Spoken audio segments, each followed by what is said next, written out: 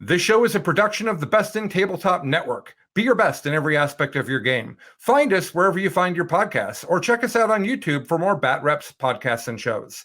If you like what we're doing, you can join our Discord through the Best in Tabletop Patreon group, or our YouTube members only area where you'll get access to our entire library of content. Thank you for listening.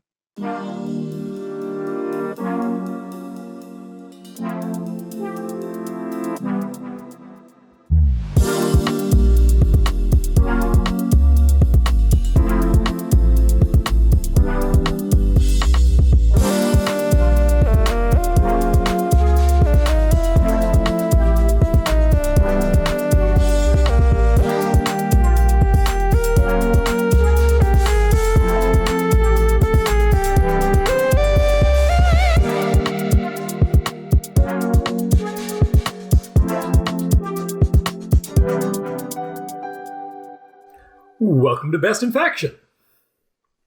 The next generation. A podcast where we don't win tournaments and we don't eat lunch. I'm Tyler. I'm Nick.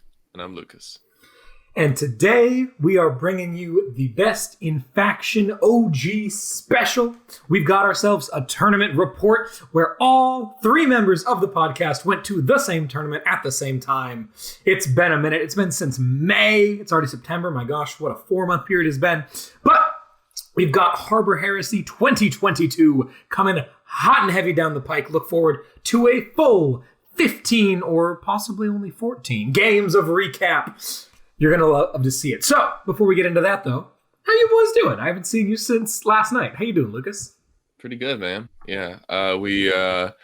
This last week was pretty chill at me for work, so there was lots of time to play against the boys. This was Tyler's, I think, second week back up in Portland. So we got a couple of fun practice games in and got to get a feel for the ropes again of how to play against each other because it's been a hot minute. But yeah. It's been really fun. Been playing a lot of 40K. Been feeling pretty good about things.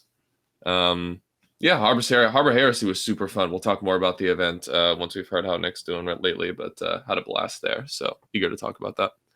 How you been, Nick? Good. I mean, it's fun to have Tyler back in town. We had our first practice sesh with all three of us last night, which was fun. Getting to play 2 games. Looking forward to more of that in the future. Now that we're all close by to each other. Other than that, yeah, I mean, just finished this tournament, and there's always those first couple days after a tournament where you're just kind of a little bit tired of 40K, at least for me. And okay, I just kind of taking a little 1 or 2 day break to recharge. And then immediately we all decided on the next tournament to go to in October. And I've just been so excited of the last half of this week about that tournament already. So already looking forward to the next one. Yeah. Real exciting. And then Tyler, dude, how about you? Dude, I'm on top of the frickin' world right now, man. I am back with the boys. I'm playing lots of games. Grad school doesn't start for another another week. So I'm living my best life, getting all the practice in, loving 40K right now, loving my list. And yeah, had a fantastic time seeing everyone back at this tournament. Looking forward to getting into it. So it's gonna strap in, boys. We're gonna be here for a couple minutes as we've got a lot of games to talk about. So let's jump right on in to Harbor Heresy 2022. So, what did you guys think of the event? Starting with Nick. Yeah. So for those, who don't know, those who have heard before, this takes place in Hoquiam, Washington, at Lion Guard Gaming. It's a fabulous little shop out there, close to the coast. We had the Best in Tabletop Open there. We had Tau Tipping there. There's a lot of local tournaments there. And if you live in the Pacific Northwest, this is definitely a venue that you are going to want to check out. It's got great terrain that the TO constantly updates. Jason Bird, the TO, he makes it all himself with his crew there. Yeah, it was a super enjoyable experience. It just kind of felt like another well-ran tournament. He does a great job running the tournaments. Getting information to the players, communicating, solving it, listening to the players. Yeah, I don't think there was any huge updates. I know every once in a while, we'll come in and he's redone the interior, I think last time, which was awesome. But yeah, just the store's running super smooth, and it was a very fun event. I loved it. Yeah, this was definitely a par for the course Jason event, and I don't mean that in a negative way. This was, just more of the same awesome Jason Bird related Warhammer 40K events, and it's always fun to go up to his store and hang out with the boys. So thank you to Jason for having us up there. We had a blast as always. And cool event. They had like some kind of community parade thing going on in Hoquiam that weekend. So there was all sorts of extra places we could go to get food out in the parade area on day one, which was kind of fun. But yeah, overall Harbor Heresy, a good success. And if you somehow live in the Northwest and you haven't come out to Lion Guard yet, first of all, what are you doing? And second of all, get your ass over to the shop. Could not agree more, man. And yeah, that's exactly what it is. It's par for the Jason course. We have it so good up here, guys. I love the scene in California. It's very nice, great people, good events, real good time. But oh man, it's good to be back. Jason, fantastic. This community, fantastic. This entire event went off without a hitch. There were no technical issues. There were no sportsmanship issues. It was great. Jason had these sweet giant chain axes that he printed for first and second best overall. Those were awesome. I mean, not enough of good stuff to say about here. So mad props to Jason for running a great event. So now, without further ado, let's get into the lists themselves that we brought to Harbor Heresy. Starting off with the Triarch Extermination Force. That, of course, is Lukas's Chaos Knights list. Now, go ahead and tell us about your Necrons, Nick. What are we bringing this time around? All right. So, the Triarch Extermination Force. This list is the same core that I've been playing since, the Aegis Open. I've been experimenting with like a few different little add-ons, as most Necron lists kind of seem to be. But yeah, it is the pregame move OBSEC, because that's just the best way to play Necrons right now. No ifs and or buts about that. I have a Chronomancer with the Veil of Darkness now. That is the one good relic in the Necron book, the one really good relic. It is the pick up and redeploy in the movement phase. It picks him up and another friendly core unit. It is dynasty locked, though, so you cannot pick up the Silent King unless you are the same dynasty as him, so you'd have to be a Zerican army. We'll see the reason why I'm bringing that in a second. I've got 5 Tesla Mortals because I do have a patrol that gives me back 3 CP, which I did find more valuable within this list. I have a total of 3 squads of 3 Tomb Blades. There are 8 with Shadow Looms. That's the 5 of Invuln. I just had like 25 extra points. So I decided to buy some 5 of Invuln on them, which makes them stick around a little bit more. I have a Technomancer. It's the Revive character. I have the Void Dragon. He is the anti-vehicle Catan. I have 3x6 Scorpex, 3 single plasma sites, and then the new major addition is the Brick of Locust Destroyers that a lot of people have been taking lately. It is a squad of 7, and the 7th one is a heavy destroyer with the gigantic volcano cannon. And then I have the Silent King with his Warlord trait. So in total, I start with 4 command points. Very cool. So tell us, Nick. This is, it is a bit of a departure from what you've been playing previously. You've dropped the Transcendent. You've brought it out in the Locusts. I know there was discussion that planes were also an option here. What brought you to this particular variation of Necrons that you took to Harbor? Yeah. So the Locust is like the major hinge point, of why the list changed. I was testing out the plane lists before Harbor because I thought the planes would be really good. And I played double plane, double Catan into Levy Nids in a practice game, expecting it to be pretty bad because Catan are really bad into Nids because they just don't do enough damage to them. The Nids, are active in all 3 phases, and they have a little thing called Reaper of Obliterax that can one-shot a Catan very easily. In that game, the Doom Scythes did absolutely nothing because it's just like 3 strength 12 shots, which are like wounding on 4s into Levy with no rerolls. And the Catan are like 600 points of dead weight. So I was basically playing like 1,000 points versus 2,000 points of Levy, and I got rolled. And I'm like, okay, this isn't good. Double Catan, double plane isn't good. What do I take instead of planes for shooting? And I turned to the Locust Brick because the Locusts have a 2 CP stratagem to reroll all wounds, which is really good into things with transhuman. Also just really good in general. It's strength 6, so if you're shooting things that are, like T5, T6, like being able to just 2 CP reroll all wounds, very strong. That is why I went back to the patrol as well, right? That's why paying those extra 80 points for the Immortals gives me 3 more command points to work with. And then I can also buy the Veil of Darkness. So those Locusts are a bit more of a mobile threat because they can be anywhere on the board if your opponent isn't careful. So yeah, that's the main reason for the Locus is I was like, I need some sort of shooting. The double Catan are strong, but I don't think that I think that like some of the weaknesses of the list was like Levy Nids, and also what was it? I was worried about like some more like out of line of sight threats. I wanted to be able to threaten them with the Veil of Darkness. And also just like, I knew there was some armies out there, like melee armies, that I wanted to be able to chip before they got to me. So that's why I ended up on the Locusts. Makes good sense to me. We'll see how it pans out for you. All right. And here we've got this lovely image of your... So that was my army after I finished getting it ready for the tournament on our table there. Yeah. Wanted to show off what it looks looking like. Looks great. All right. Moving down, wow, Lukas, you can make bigger fonts, right? Anyway, Lukas, tell us about her Usurpatrax and the chaotic the Chaos Knights. So this was the previous iteration of what I'm playing for Chaos Knights. I've had some new success with a different list in the last week, but at Harbor Heresy, what I was playing was a super heavy detachment. So 5 slots for knights. We've got a Knight Desecrator with Blessing of the Dark Master. So no rerolls. Knight's Aboleth, +1 attack, reroll once to hit. Aura of Terror for the leadership debuff. And then Veil of Medringard for that always rotate against shooting, which is nice. We got 3 Brigands with the Mirror of Fates. They're the guys with Melta Lances and the Gatling Cannons. We got a Carno with a Blood Shield. He's something that not a lot of folks are taking, and I don't know why. Other than the price point, obviously. The price, he's a little pricey, but he's just so good for doing what he does.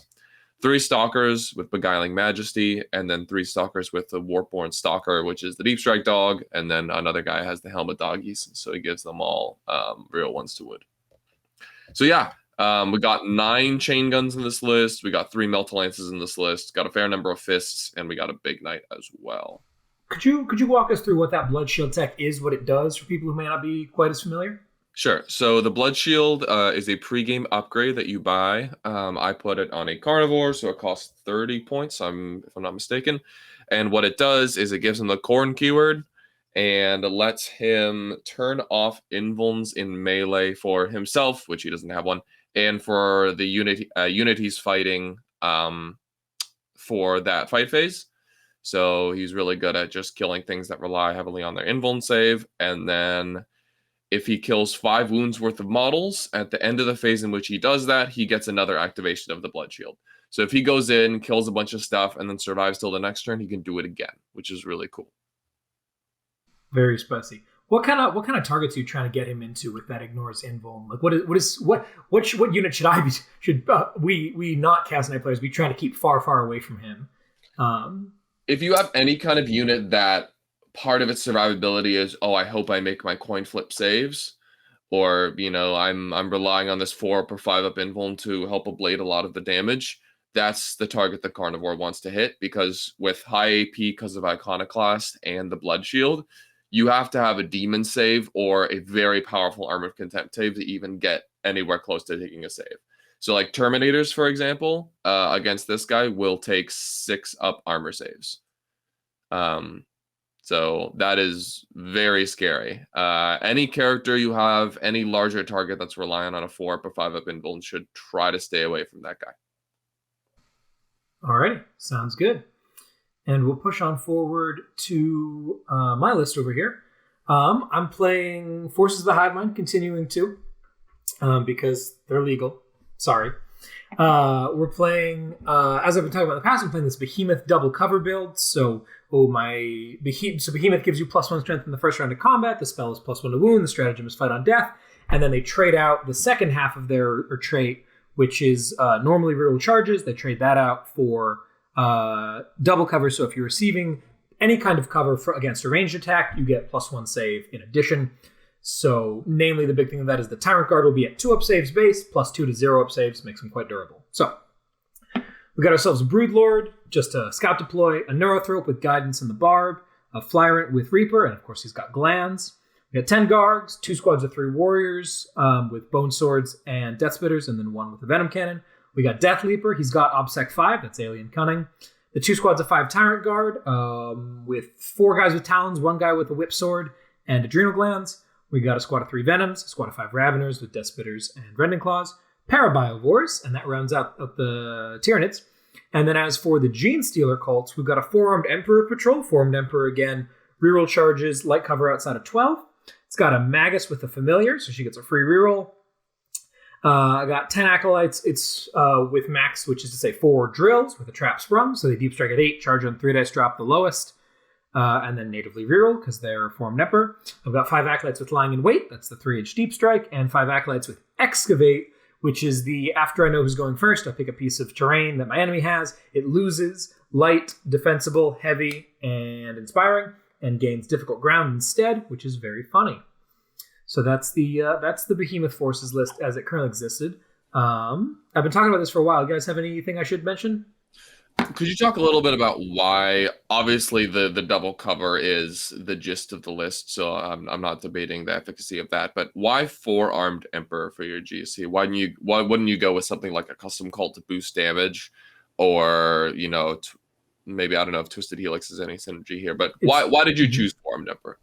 That's a super great question. So, in a world where why is the 4-armed Emperor there in the first place? Or why is the GSC there in the first place? The GSC is in there to shore up a couple of weaknesses that bugs have. Our secondary game is terrible, and dudes deep striking at 6 and 3 solves that problem very well.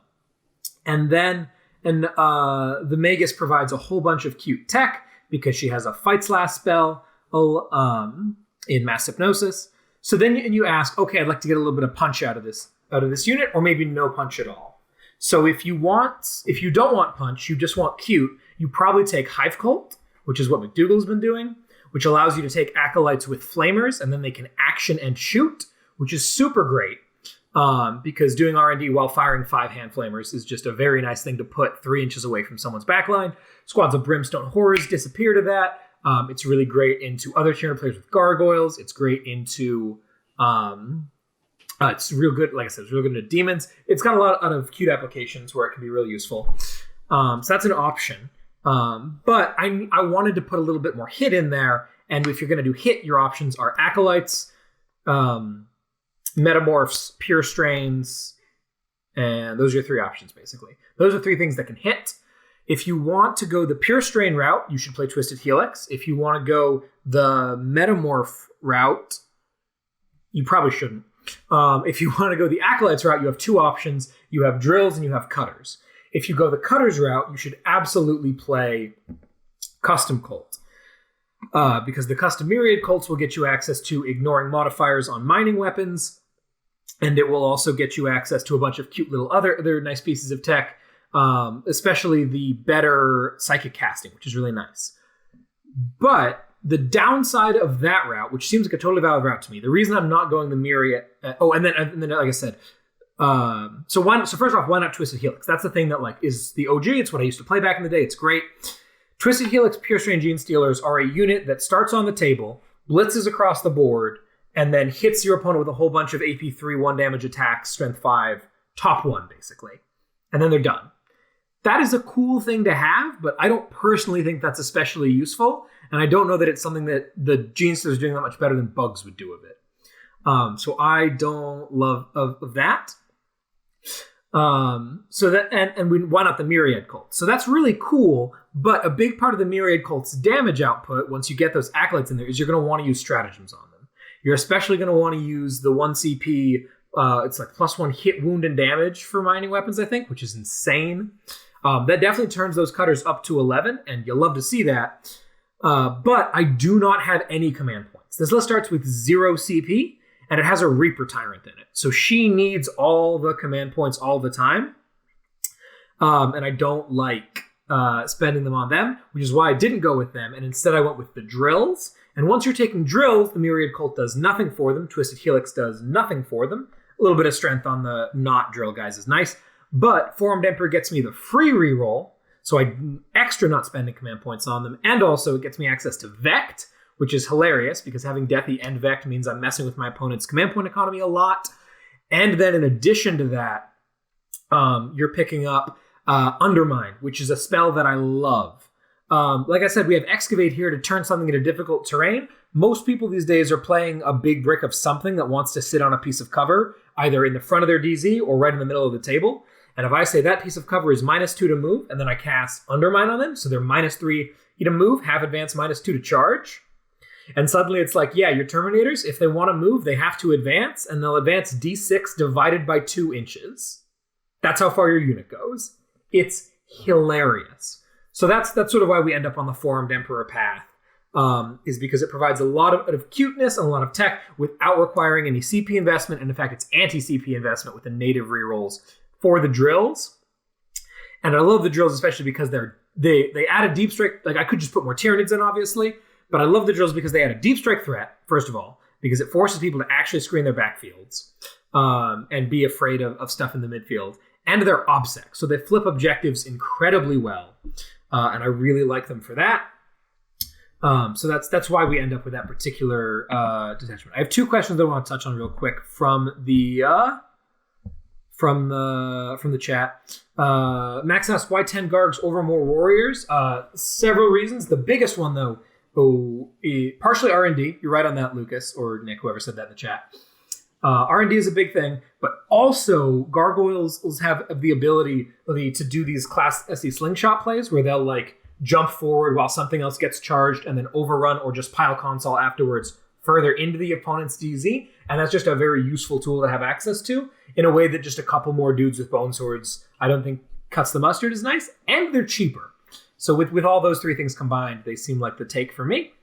Fred, I have not yet played the Lithura style GSC. I'm kind of all in on forces right now. I'm definitely we're gonna play test it probably this week or next. Because we're very curious to see how it works. It seems cool as heck, but I don't think that I'll be taking that to a tournament anytime soon, as I am locked in on my goal for best in faction forces. But it's an awesome list.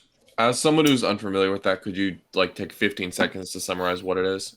Yeah, it's a horde of dudes with guns. Right, it's rock grinders with seismic cannons. He's got like a 20-man squad with lying in wait. So like, you think 5 acolytes stealing an objective is funny? Here's 20 dudes who show up with full coherency and can grab like 3 objectives at once and then shoot.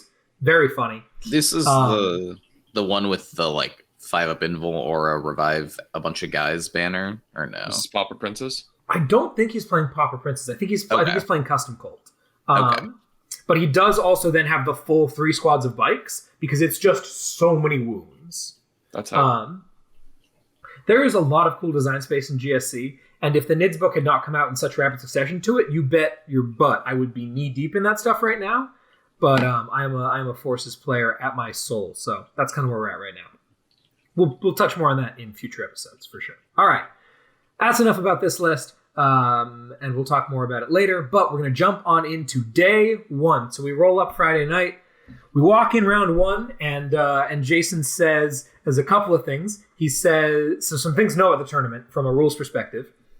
2-inch engagement range is still in effect because this tournament happened before they took that away. But it doesn't work off the deep strike. It works the moment you make the charge, though, which is like the only reasonable solution to this problem. Right? Am I remembering this correctly? Is that what he did? He said that like you don't get 8-inch charges out of deep strike, basically. Yeah, you got to hit the 9, and like I've seen a lot of people who try to make that ruling and then say it like turns back on later. He did the right thing where it turns back on the moment you roll your 9, and now you're due just an engagement within 2. It just doesn't improve the roll that you need, which solves some of the really wacky stuff where if you turn it off for too long, it gets complicated. Not all of it, but I didn't see any chances to exploit that. So that's a thing to know. And then the second thing, I was so excited about my my frickin' Broodlord for Mission 11 to get some CP, and Jason said, I hate Mission 11, that CP thing is stupid, we're not playing it. So He also said we were skipping Abandoned Sanctuaries. Yeah. No Abandoned Sanctuaries, no Tear Down their Icons? Is that what it's called? Recover the Relics. Recover the Relics. Tear Down their Icons is Prios. Okay. Tear Down their Icons is this one. Look! Bomber. Tear Down their Icons. No, it's Bomber Mission. Okay. Yeah. So, round 1, we're playing Tear Down their Icons. It's Bomber Mission. Also originally supposed to be 6 rounds, but because of how the undefeateds work out, we ended up making it 5. Yes, that is true. Alrighty. So, round 1, we're going to start off with Nick playing into House Herpetrax. We do have a House Herpetrax player in the house. Lukas, how about you walk us through this Chaos Knight list and give us your brief thoughts? Sure. So yeah, House Serpentrex, he's got a Knight Abominant with Infernal Quest that counts as him as OBSEC, so he's OBSEC 10. Lord of Terror, so he's got the leadership debuff, Blessing of the Dark Master, and the Veil, so very standard. This guy is going to be ungodly hard to kill, ideally. Second Knight is going to be a Rampager with Beguiling Majesty and the Teeth that Hunger, so this is just a basic Knight that's -1 to hit and wound and melee, and is really good at punching. We got 2 Carnivores with the Aura of Corruption. That's a Nurgle upgrade that gives -1 strength, and then when exalted, -1 toughness as well, so that guy's pretty cool. 3 Stalkers with Subjugated Machine Spirit. If I'm not mistaken, that's Advance and Shoot, becomes Advance and Charge. We got 1 Stalker with the Pyrothrone, so she is a Psyker, and then we got an Executioner with the Mirror Fate, so she's giving some CP back. So yeah, a nice mix of, it seems like not a lot of shooting, honestly. It's only 4 Gattlers, 2 autocannons, and then the Abominant gun. But a lot of cool tech and some cool Psychic as well. So how'd this go, Nick? Yeah. So he won the Defender roll-off and was able to block me from putting an L on the center objective, so I couldn't just, hide behind a wall safely and hold the middle. Since this was a 5 objective mission with 3 in the middle, I did end up taking, Treasures of the Aeons, because it's just hold the, middle and that far top one. Get 3 every turn. Do that for 5 turns, get 15, right? And if I ever table him, a lot easier to get it back. I did take Bring It Down because Chaos Knights, and I took Purge the Vermin because of, clears army. The game had a very interesting beginning. He went first and slammed the Abominant into the middle of the board. He did cast the Feel No Pain power, which I did end up denying, which was unfortunate because this guy is very tanky if he gets that off, right? Because this is the guy that is always 4-up invul against shooting, always 6-up invul in melee. You can't reroll anything against him. And he counts as 10 OBSEC with Infernal Quest. So this guy just slams him down in the middle, and he's like, you have to kill this now, or else you were in a bad position. And so I responded with shooting my entire army into it, charging 6 Scorpex and the Void Dragon into it, and I barely ended up killing it, which was very important. From that point on, we did some back and forth, but I think he managed to kill the Void Dragon the next turn because he had the Psyker guy, the Pyrothrone, which was interesting. I hadn't played into that before. But after that, it was just Scorpex, he charged some Scorpex on -1 to wound. He doesn't kill enough. They slam the Knight back, that sort of thing. And I ended up rolling over what's left. There was a moment in the middle where it was the Rampager plus the Aura of Corruption. And I'm like, oh, I have to kill the Rampager through -1 strength, -1 to hit, and -1 to wound. This might be pretty tough, but as we all know, Scorpex can get to a ludicrous amount of strength and attacks and also reroll all wounds from the king, and I managed to cut through that. And at that point, it was just 2 Knights left in the his DZ. So Void Dragon ended up being good. The Locust is the first game playing them. I guess at this tournament, I played them in 3 games up in RTT, but this was my first time playing them at a Chaos Knights. They're fine. The strength 6 is fine. It's winning on 5s everywhere. Investing the 2 CP to reroll wounds is nice, but it's that is 2 CP, and this is a matchup where I do kind of want to, think about interrupting and also use -1 to wound all the time, so I can't afford to pump the CP into them all the time. But they did all right. I ended up taking the game 100 to 58, and that's it. Sounds like Necron's doing Necron things to me. Yeah. Cool. Let's head on down to Lucas's game 1. Lukas is playing into Deathwing. That's a name we haven't heard in a while. We can see the stunning paint scheme of Lucas's Knights here on full display. Why don't you tell us? We'll start off with your opponent. You can tell us a bit about the game. Looks like you're playing into Dark Angels. They got a Ravenwing champion, Zeke, a Deathwing champion, 30 Terminators, 10 of them Knights, 20 of them Regulars, a Ravenwing Apothecary, and 4 Black Knights. Man, what year is it? Is this spring of 2021? I'm confused. Tell us about the game. It might be. Don't mind my barely 3-color minimum Knights, and also don't mind me walking off my home field objective immediately and then taking a picture of it. That was glorious. Not my finest moment for sure. Was that on purpose? No, that was it. I was nervous as hell, brother. Just straight up clowned it. Big flex. Yeah. So, All right, Ian. The Chaos Knights into Deathwing is, just from a matchup perspective, quite scary because of two things. Deathwing has a ton of invulns, and they have army-wide transhuman. So my high AP counts for very little, and my high strength counts for even less.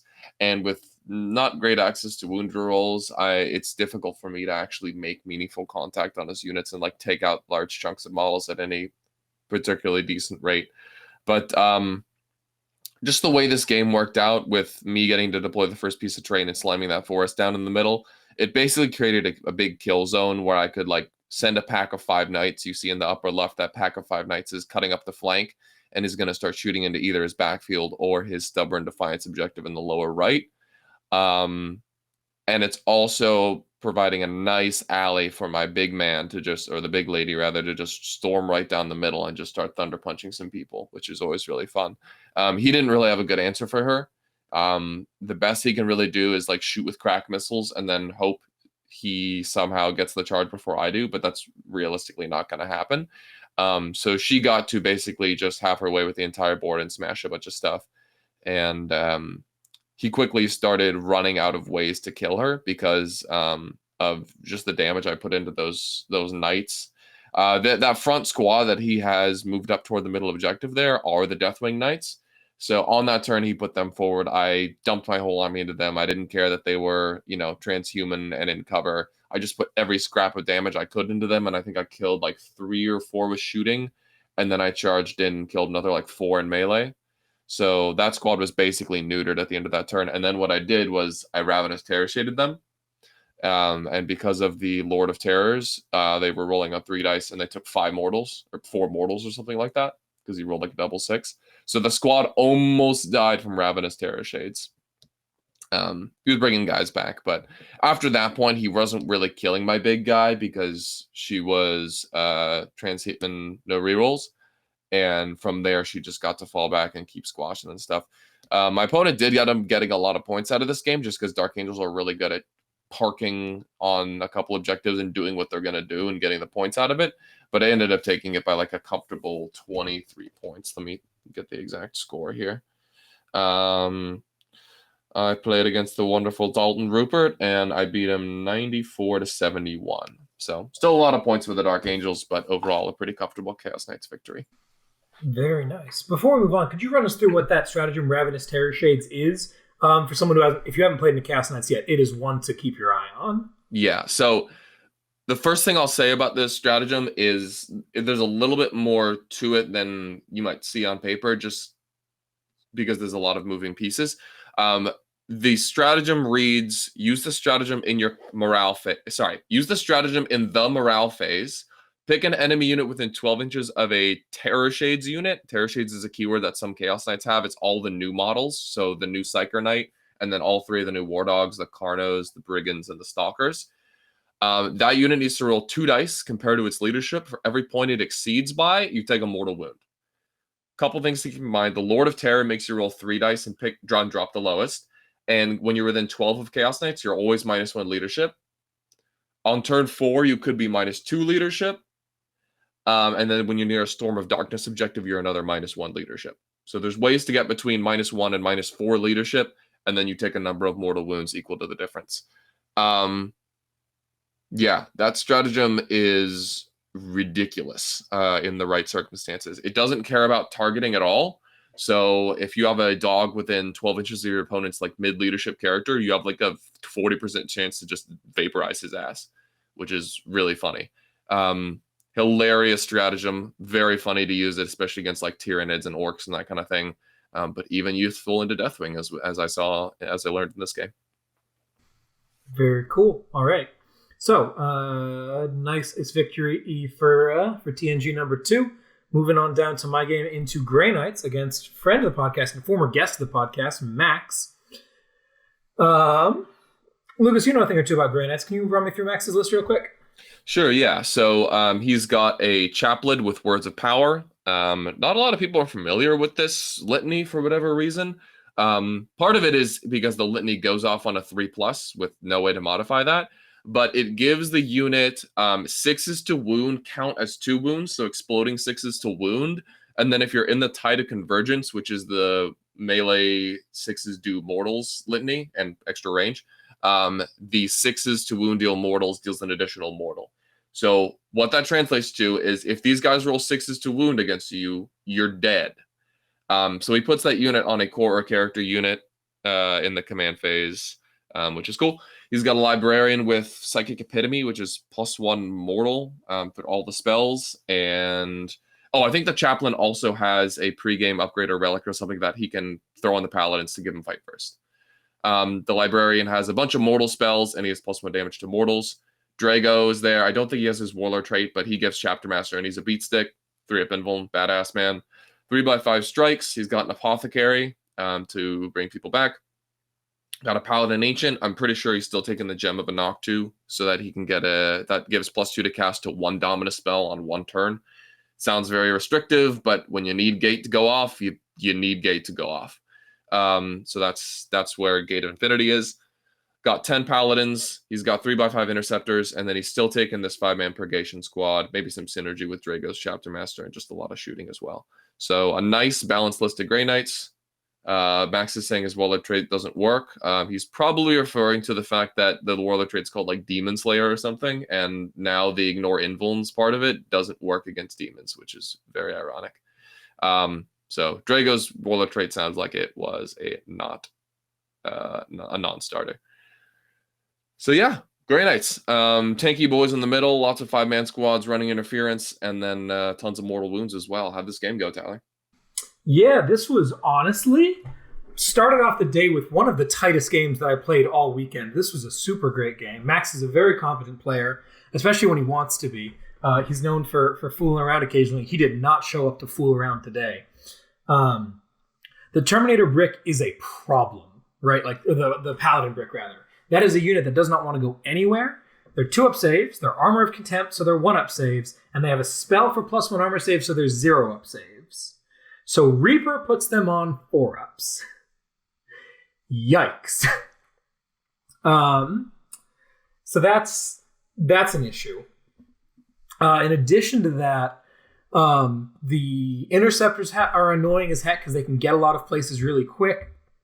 The Purgation Squad has the potential, but really this game is me against the Paladins. Like, everything else does some cool stuff, but I can deal with it. But the Paladins are the question mark, and we're playing a 5-objective mission. We're playing Bomber mission. So we'll see what we can do. Max deploys fairly defensively. His Terminators are pretty far, or Paladins are pretty, they're not on the line. And they're in a terrain feature, so obviously that terrain feature gets excavated, so now they're only going to move 2 inches and have their advance if they want to get out of there. They are still pretty quick because he has that the Imperative spell, which allows him to shoot and move in the Psychic phase. Can't charge, but all he's trying to do is get to the center of the board as quickly as possible.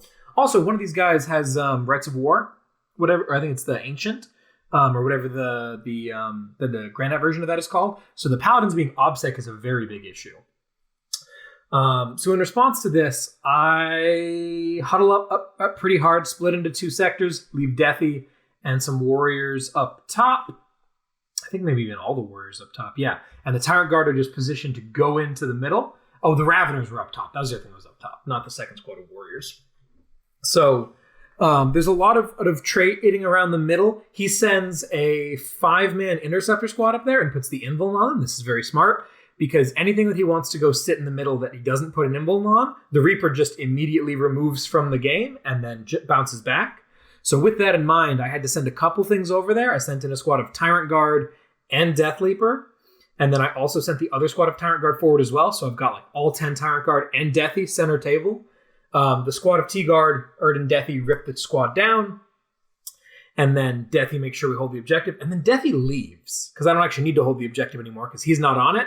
And I have T-Guard. There's a straight wall in the middle of the table. So I'm able to hold from my side of that wall, and then the other T-Guard overrun back. So I spend both of my CP bottom 1 in order to not get clapped back so hard. Yeah. So Max goes ahead and he does it. He runs in with everybody into the center of the table, and I throw everything that I have into the center of the table. And we duke it out, and I am not looking so hot. Deathy's in there, so I'm holding the objective for a minute, but like his Terminator's womp. The Flyrant does her damage, and a single Paladin turns back and knocks her head off. One Paladin. Bruh. That 6s to wound are like 2 wounds and 4 mortals. Kind of good. So that's a problem. My drills drop in. So this is big things on turn 2, or on bottom 2. Max is on all 3 objectives. My drills drop in, and they set up to charge his bottom right objective. He's got 5 strikes without a nimble, and they'll obviously pick him up. No problem. They'll hold that objective. I need to kill the Paladins off the center objective, or just put gargoyles on it, and I'll take that one, and then I'll hold him to a 4, and then we'll be in business. I charge the gargoyles in an attempt to block some of the Paladins from getting places, but I don't charge them far enough, but then still let too many Paladins fight them, because I'm trying to do like 12 things at once here, and I mess it up. So the gargoyles get eaten exactly, like 2 Paladins ace the squad, or maybe it's 1 Paladin even, whatever the case. Oh, there's 1 Paladin because there are only 6 of them left or whatever. He aces the squad of gargoyles, so I'm out of OBSEC in the middle, and the only OBSEC Terminator he puts on the middle has 1 wound left at the end of the fight phase. So he holds the middle, and then my Acolytes fail their 3 dice drop the lowest 8-inch charge with native reroll, which is like a 92% success rate normally. So that's a problem. So I was like, oh, this is easy. I'll pull him to a 4, and he gets a 12. I am scared. That is not looking good. We didn't talk about secondaries at all. I took banners behind enemy lines and no prisoners because Max has a once per game Auspex, and he also has tons of psychic denial. So I don't really want to take R&D, and I don't really want to take any psychic secondaries. Also, as a general rule of thumb, if you're playing forces or something similar, don't take R&D on bomber mission. Just plant bombs instead. Right, it's worth just as many points, and you can still take banners. Max took teleport assault and assassinate, and purifying ritual. Purifying did its thing; it was fine. But teleport assault meant that he was going to be jumping places and shooting stuff, so I was worried about that. And assassinate is potentially powerful. So our secondary game is pretty even. I have to beat him on primary, and he's now up 8 points on primary from where I wanted him to be. That's terrifying. But I keep doing my thing. I'm deep striking behind walls. I'm planting bombs. And even though he ends up eventually winning the fight for the center, I'm still able to pull it out. Deathy's in there for a while, so I deny the primary off of him. I do hold him to a full 0 on primary on turn 4. Snuck some Acolytes onto his backfield objective, and got Deathy into the middle eventually. And at the end of the day, what really swings it, though, is the bombs. I plant 3 bombs over the course of the game. 1 on turn 3, 1 on turn 2, 1 on turn 3, 1 on turn 5. And that additional 12 points knocks me up to a full 45 primary to his 28. And then I beat him 27-23 on secondaries as well. That was much tighter. Final score of 82-68. Fantastic game, Max. There were a couple places where I think he could have targeted my scoring a little bit more instead of focusing so much on my middle of the table units, because he won that fight anyway. But very, very good stuff overall. And yeah, Max says he didn't have the manpower to plant bombs, because the entire game is happening basically on his side of the table, which is not what you want to be having happen to you as Grey Knights. You want to be forcing forward. Yeah, screening a 3-inch deep strike, not exactly and it's a little easier said than done. So that's the situation there. Great game into Max 82-68, and TNG is undefeated heading into round 2. All right, round 2. We're playing Nick's favorite mission, Data Scry Salvage, formerly known as Vital Intelligence, and we're going to start off kicking it back over to Nick, who's playing into Tau. I'm the Tau player here, so I'll run us through this list real quick. He is playing Tau Sept by the looks of it. If he's got Enva, or can Enva be in anything? He's got Long Strike. He's definitely playing Tau Sept. It also says Tau Sept. That kind of gives it away. So this guy's got Shadow Sun. He's got Enva. Shadow Sun has her Warlord trait. Enva has his Warlord trait. We got a Cold Star with triple burst cannon, including the fancy one that ignores wound caps. What? I thought that was Farsight Enclave locked. That's a Warlord trait. The Warlord trait. Okay. He has a single burst cannon that ignores wound caps. Yeah. Gotcha. The Relic burst cannon ignores wound caps, a plasma rifle, and a shield generator. How does he have 5 How does he have 5 hard points? I don't know. That's what it said on the list. Okay. Maybe the shield generator is just on them for free. I don't know. Moving on. Anyway, he's got a Cold Star Commander. He's got a squad of 4 Crisis with Burst, Sib, and Plasma and target locks with 3 shield drones. That's sort of become the default loadout for Crisis suits these days. Squad of 4 of those. A Hammerhead. He's got a Riptide with Plasmas, Ion, the Ewo, target lock and velocity tracker. A very strong choice. No shielded missile drones on him though, which is interesting. He's got a pair of Sun Sharks. If you're not on Sun Sharks yet, get on Sun Sharks. Check out the latest Art of War with Ganyo. He talks a lot about them. They're very solid.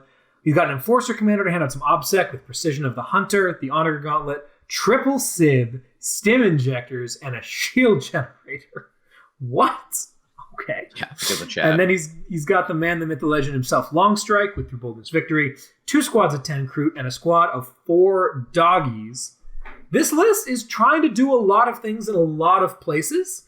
Enva is a really interesting take. But I am curious to see just how it was able to handle the Necron. So walk us through this game, Nick. Yeah, so this game, I mean, Data Scry, it's my least favorite mission. It's also not amazing for Necrons because you're being pulled in multiple directions, and Necrons really like to death ball somewhere. Like, you're fast, but you really want to, stick near the king. It's also Tau. Tau were one of the armies I'm worried about because they can just sit far back and kill me pretty well. Especially on Data Scry, they can cut angles pretty well just because of the nature of the mission. Yeah, I ended up taking Machines. Machines is really strong here, right? Because it's just, there's 4 no man's lands objectives. Scan 3 of them for 12. Scan the 4th one for 16. There you go. I took Purge the Vermin because I want him to have to come to my side of the board so I can run up and dome him. And I took Treasures, actually. Treasures is, I thought it was pretty bad on Data Scry initially, but I found it to be a lot more of this kind of goofy little mini game where you're like, all right, dude, you pick the 3. Which 3 do I have to hold at the end of my turn? Right? Because it's do you pick 1, 1, 1? Do you pick the 2 far ones and then this one here? So it kind of makes your opponent think a little bit about it. He ended up picking up the 2 closest to him and then the 3 closest to him, which is usually what people default to. But then that's great because it means that now we have to fight around this one here. And I was able to set up the terrain on that objective. And I'm like, cool, we get to fight around here. And that comes up later in the game, actually to my advantage, which is great. He went first, which is what I was worried about. Talking about the Sun Sharks. The Sun Sharks are one of the strongest alpha tools in the book. Being able to fly over, bomb something, shoot the hell out of something. He ended up taking, what was it? He ended up taking Monka. It was interesting. He knew that he had to hit me really hard in order to win because that's just what you got to do in a Necrons. And he ended up taking Monka and then halfway committed to it. And I'm like, ooh, this is not good. He flew the planes off the board and then didn't really shoot anything turn 1 except do 3 damage to the Void Dragon with the Riptide that was able to cut an angle. And from that point on, it was this weird half committing and me slamming him and then him realizing, oh, I need to fully commit and kind of going back to his original game plan. But then his Crisis, he kind of put them a little bit out of position. And I'm like, all right, dude, we're going for that, 4-inch charge with the Scorps, which turns into a 6 because, the -2 to charge strat. So I was able to pounce on the Crisis with the Scorps and take that. If we go back to the Data Scry map real quick here, for those who are watching, the close objective in the bottom right, if that makes sense. So not the furthest bottom right one. So that's where a lot of the fighting happened. I was able to kill a lot over there. And at that point, it was I was able to kill a lot. The top left of the board was under my control because I killed the 1 Riptide up there and the 1 Cold Star up there. And I was actually, I Veil of Darkness, the Locust into the midboard turn 3. And they were threatening to go take his home objective because all he had there was Enva and Kroot.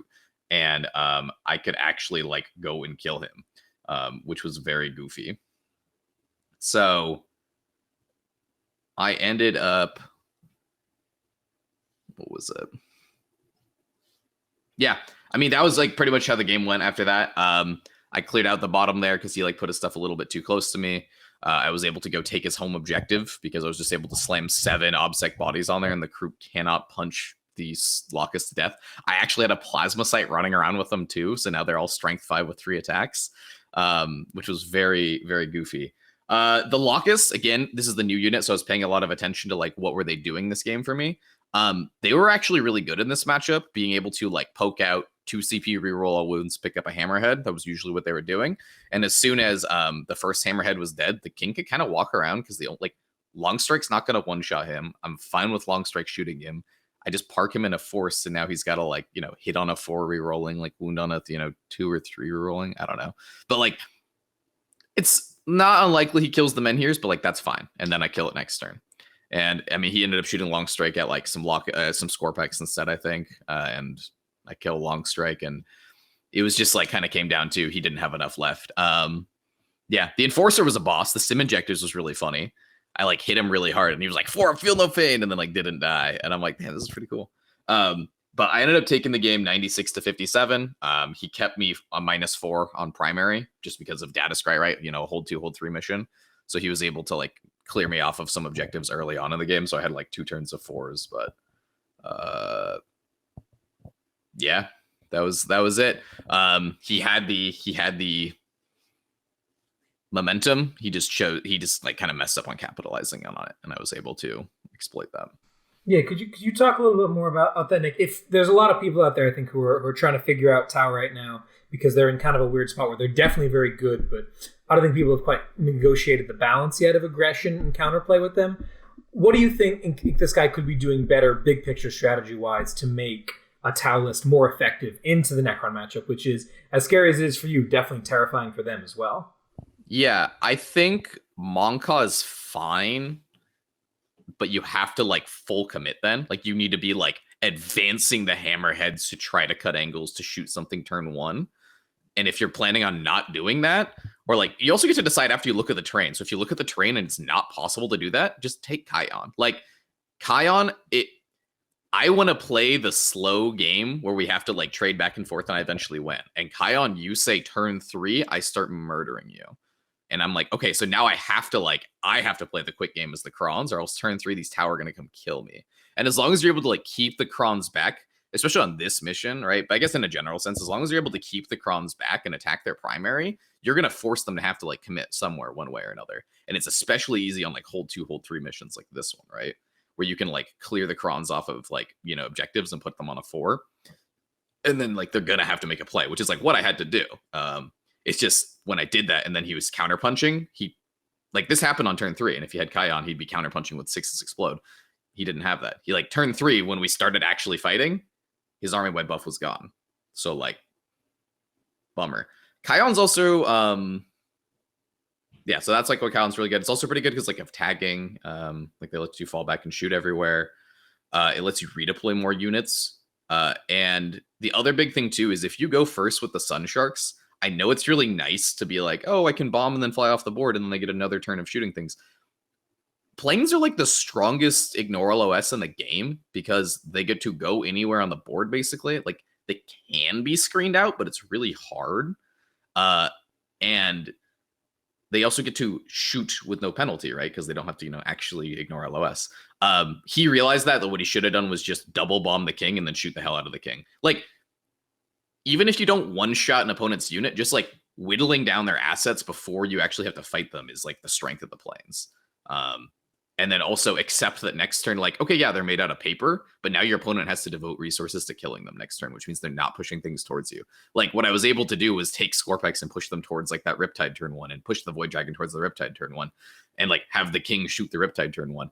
If the Sun Sharks are in my backfield, the Void Dragon and the king have to go into them. Like I can't just let those live in my backfield. So yeah. And he realized that. Like he was like, I should have been more aggressive with the Sun Sharks. I shouldn't have made the crisis so aggressive.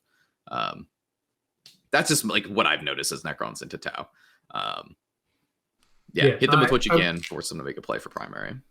I will say the locusts make that a little bit more interesting, but if you're playing Sun Sharks into a Necron player without locusts, whose only shooting is basically the king. Yeah, true. Yeah, those dudes need to be in there immediately. Because it's just not going to happen. All right, cool. Very nice.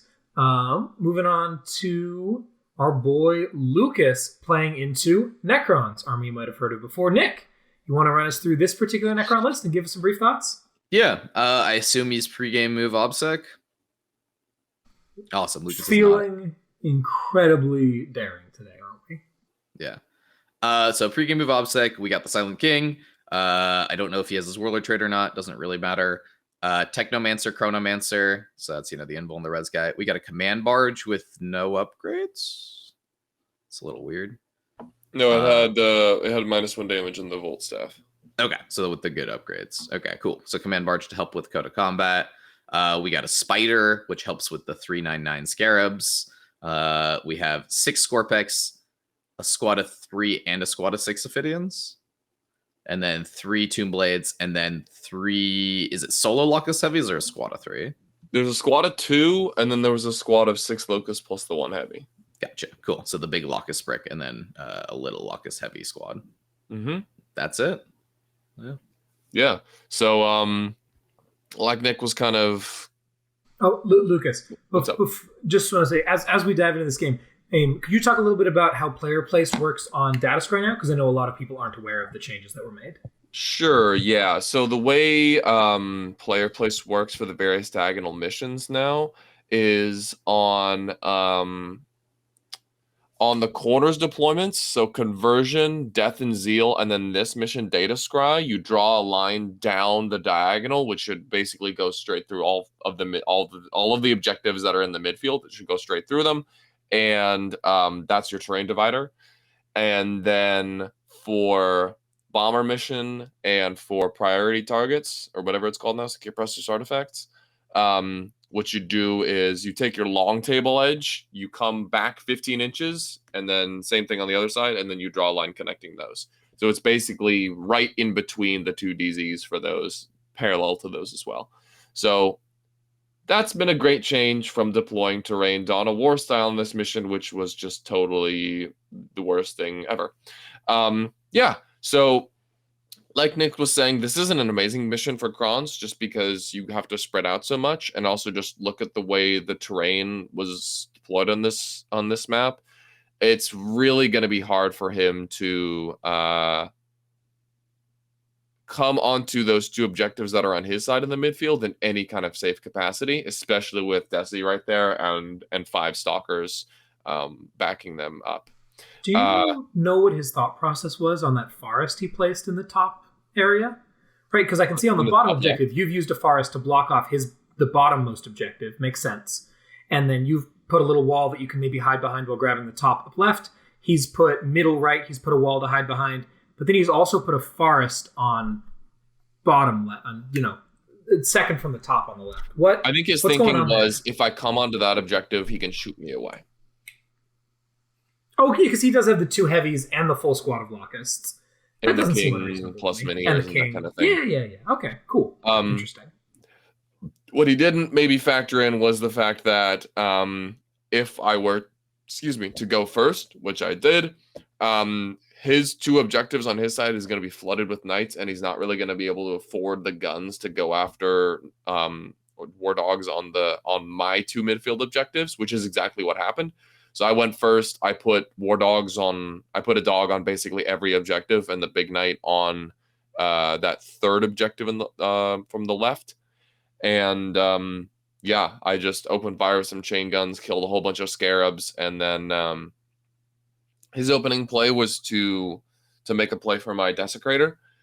He basically committed those Scorpex, which are kind of right on his home field objective, and then the Ophidians, which are behind that top L in his deployment zone, to kill the big knight. What he didn't factor in was a combination of -1 damage and interrupt makes that whole play a lot less appealing because the king wasn't able to get into fight last to me. So after the Scorpex bashed me down to like 12 health, I interrupted and wiped out the Ophidians. The math there is I just barely come up shy of killing the Ophidians, and then probably 1 or 2 comes back because they have -1. They're -1 to hit in melee, and they have the 5-up invuln from the chrono. So got a little lucky there, but still on average, the big knight should not die from that. And my opponent Matthew and I kind of realized after the game that that play of his was a little bit greedy, trying to gang up on the big knight in melee, having not softened her up at all with shooting. Definitely was a mistake. I think the king should have put his guns there instead of into a war dog on turn 1. When you make a play for the big knight, especially the no rerolls desecrator, you have to kill her in 1 hit, or you have to have a good backup strategy for if that doesn't happen. your backup strategy can't be, oh, she gets to, achieve her vow, wipe out 2 squads, and then go rampaging through my back line for another couple turns. So that was basically what happened. Matthew still managed to get 51 points just because Necron secondaries are so insane. But he went second and ended up getting a 7 on primary, which is really not what you want to do, especially as all optic Necrons. And I think that is that's the mission coming into play. Being hold 2, hold more, and getting forced back turn 1 by Chaos Knights going first just meant that kind of ran out of gas really early. Obviously, secondaries were still great for Matthew. Big Game Hunter was a 14. Ancient Machineries was a 12 because that secondary is funny. And then Purge the Vermin was an 8. I just had dogs in a lot of places, so that wasn't an amazing score, but still not bad. But I was able to get a 15 on Ruthless and No Prisoner super easily. And then a Storm of Darkness, I figure it would be like a 6 to a 9 if I went second. It would be a 9 to a 12 if I went first. Plus, the Leadership Debuff for is not terrible into Necrons. Once turn 4 rolls around and I've like -4 leadership you're testing on 3d6, all of a sudden then charges become very, very challenging, even for leadership 10 units like the King and like the Scorpex and Ophidians. That's part of the reason I have Aura of Terror in my list, is not to counter low leadership armies. This is the roll an additional die for leadership and dread checks drop the lowest, but it's to counter high leadership armies once I start stacking enough lead debuffs on them.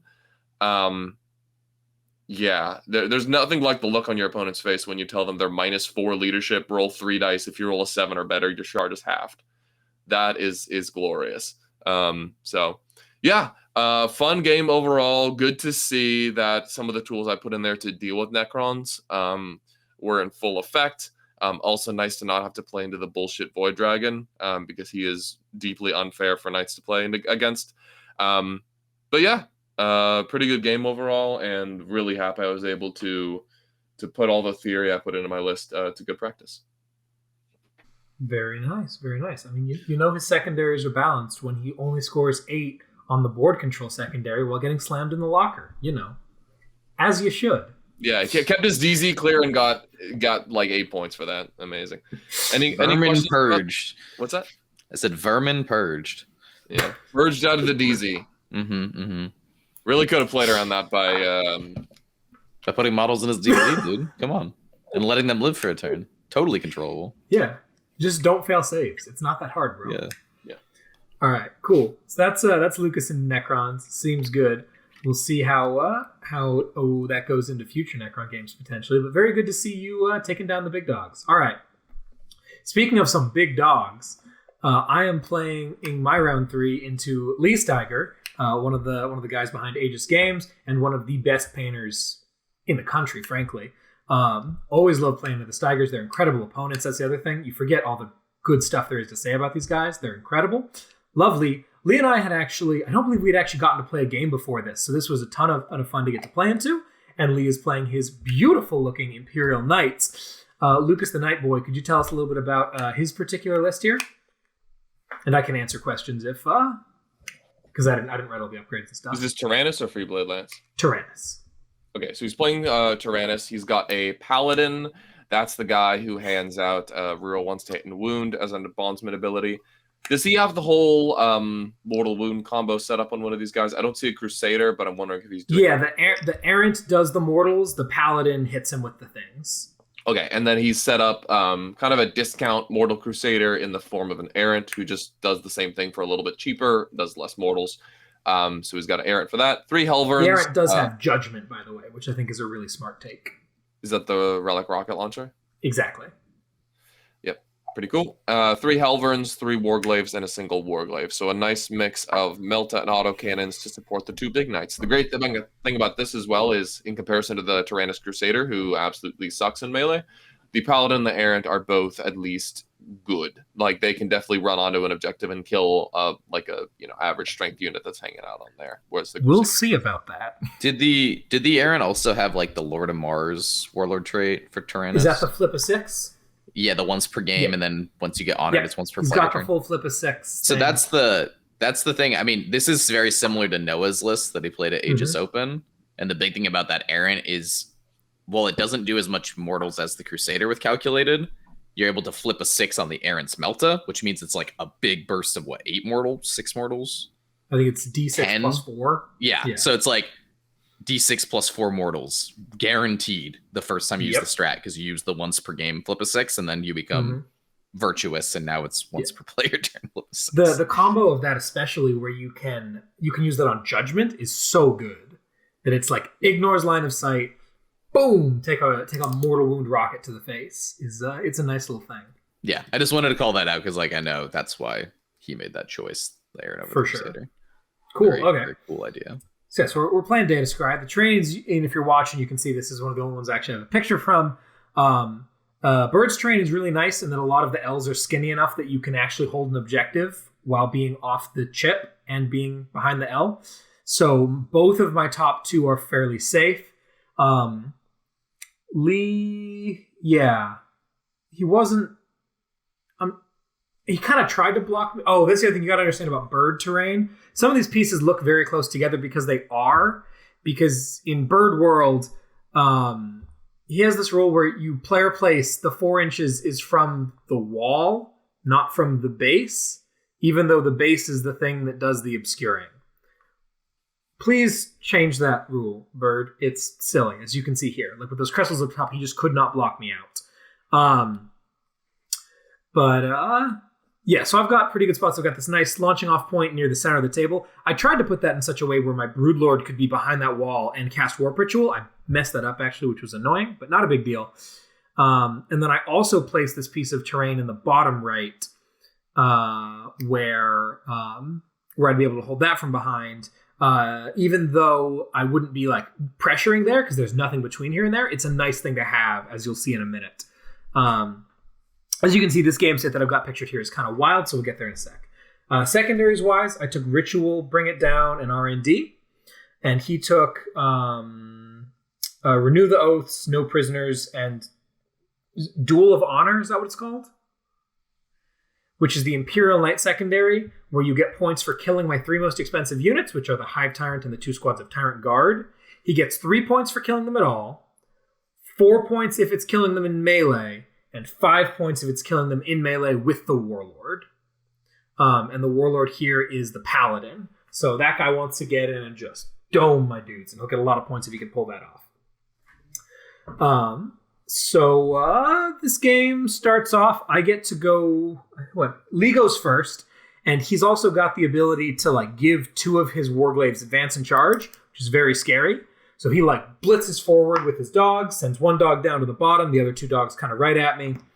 And then the Helverins sort of take up positions to cut angles and stuff, and the 2 big boys sit back as well, which I think is not going to pan out well for him here. I run in with a squad of Raveners and just dunk one of the dogs, because Behemoth Raveners are designed to dunk dogs, as it turns out. Because they're strength 7 instead of 6, and with the spell they're +1 to wound, and they're AP 4.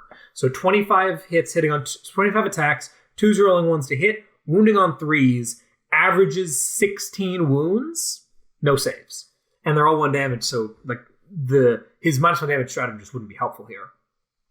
So they dunk one of the dogs, and the Flyrant dunks the other? I think that's what happens, yeah. And he's got 1 dog left. On his turn 2, he runs forward a little bit. He's just got the dog that's currently you can see here is on the bottom right objective. So I dunk those 2 dogs, and then turn 2 he kind of runs forward, tries to cut some angles, gets some shots off. He was able to neuter one of my squads of Tyrant Guard because I placed the train pretty aggressively here, so he was able to cut an angle on him. But he kind of runs forward a little bit.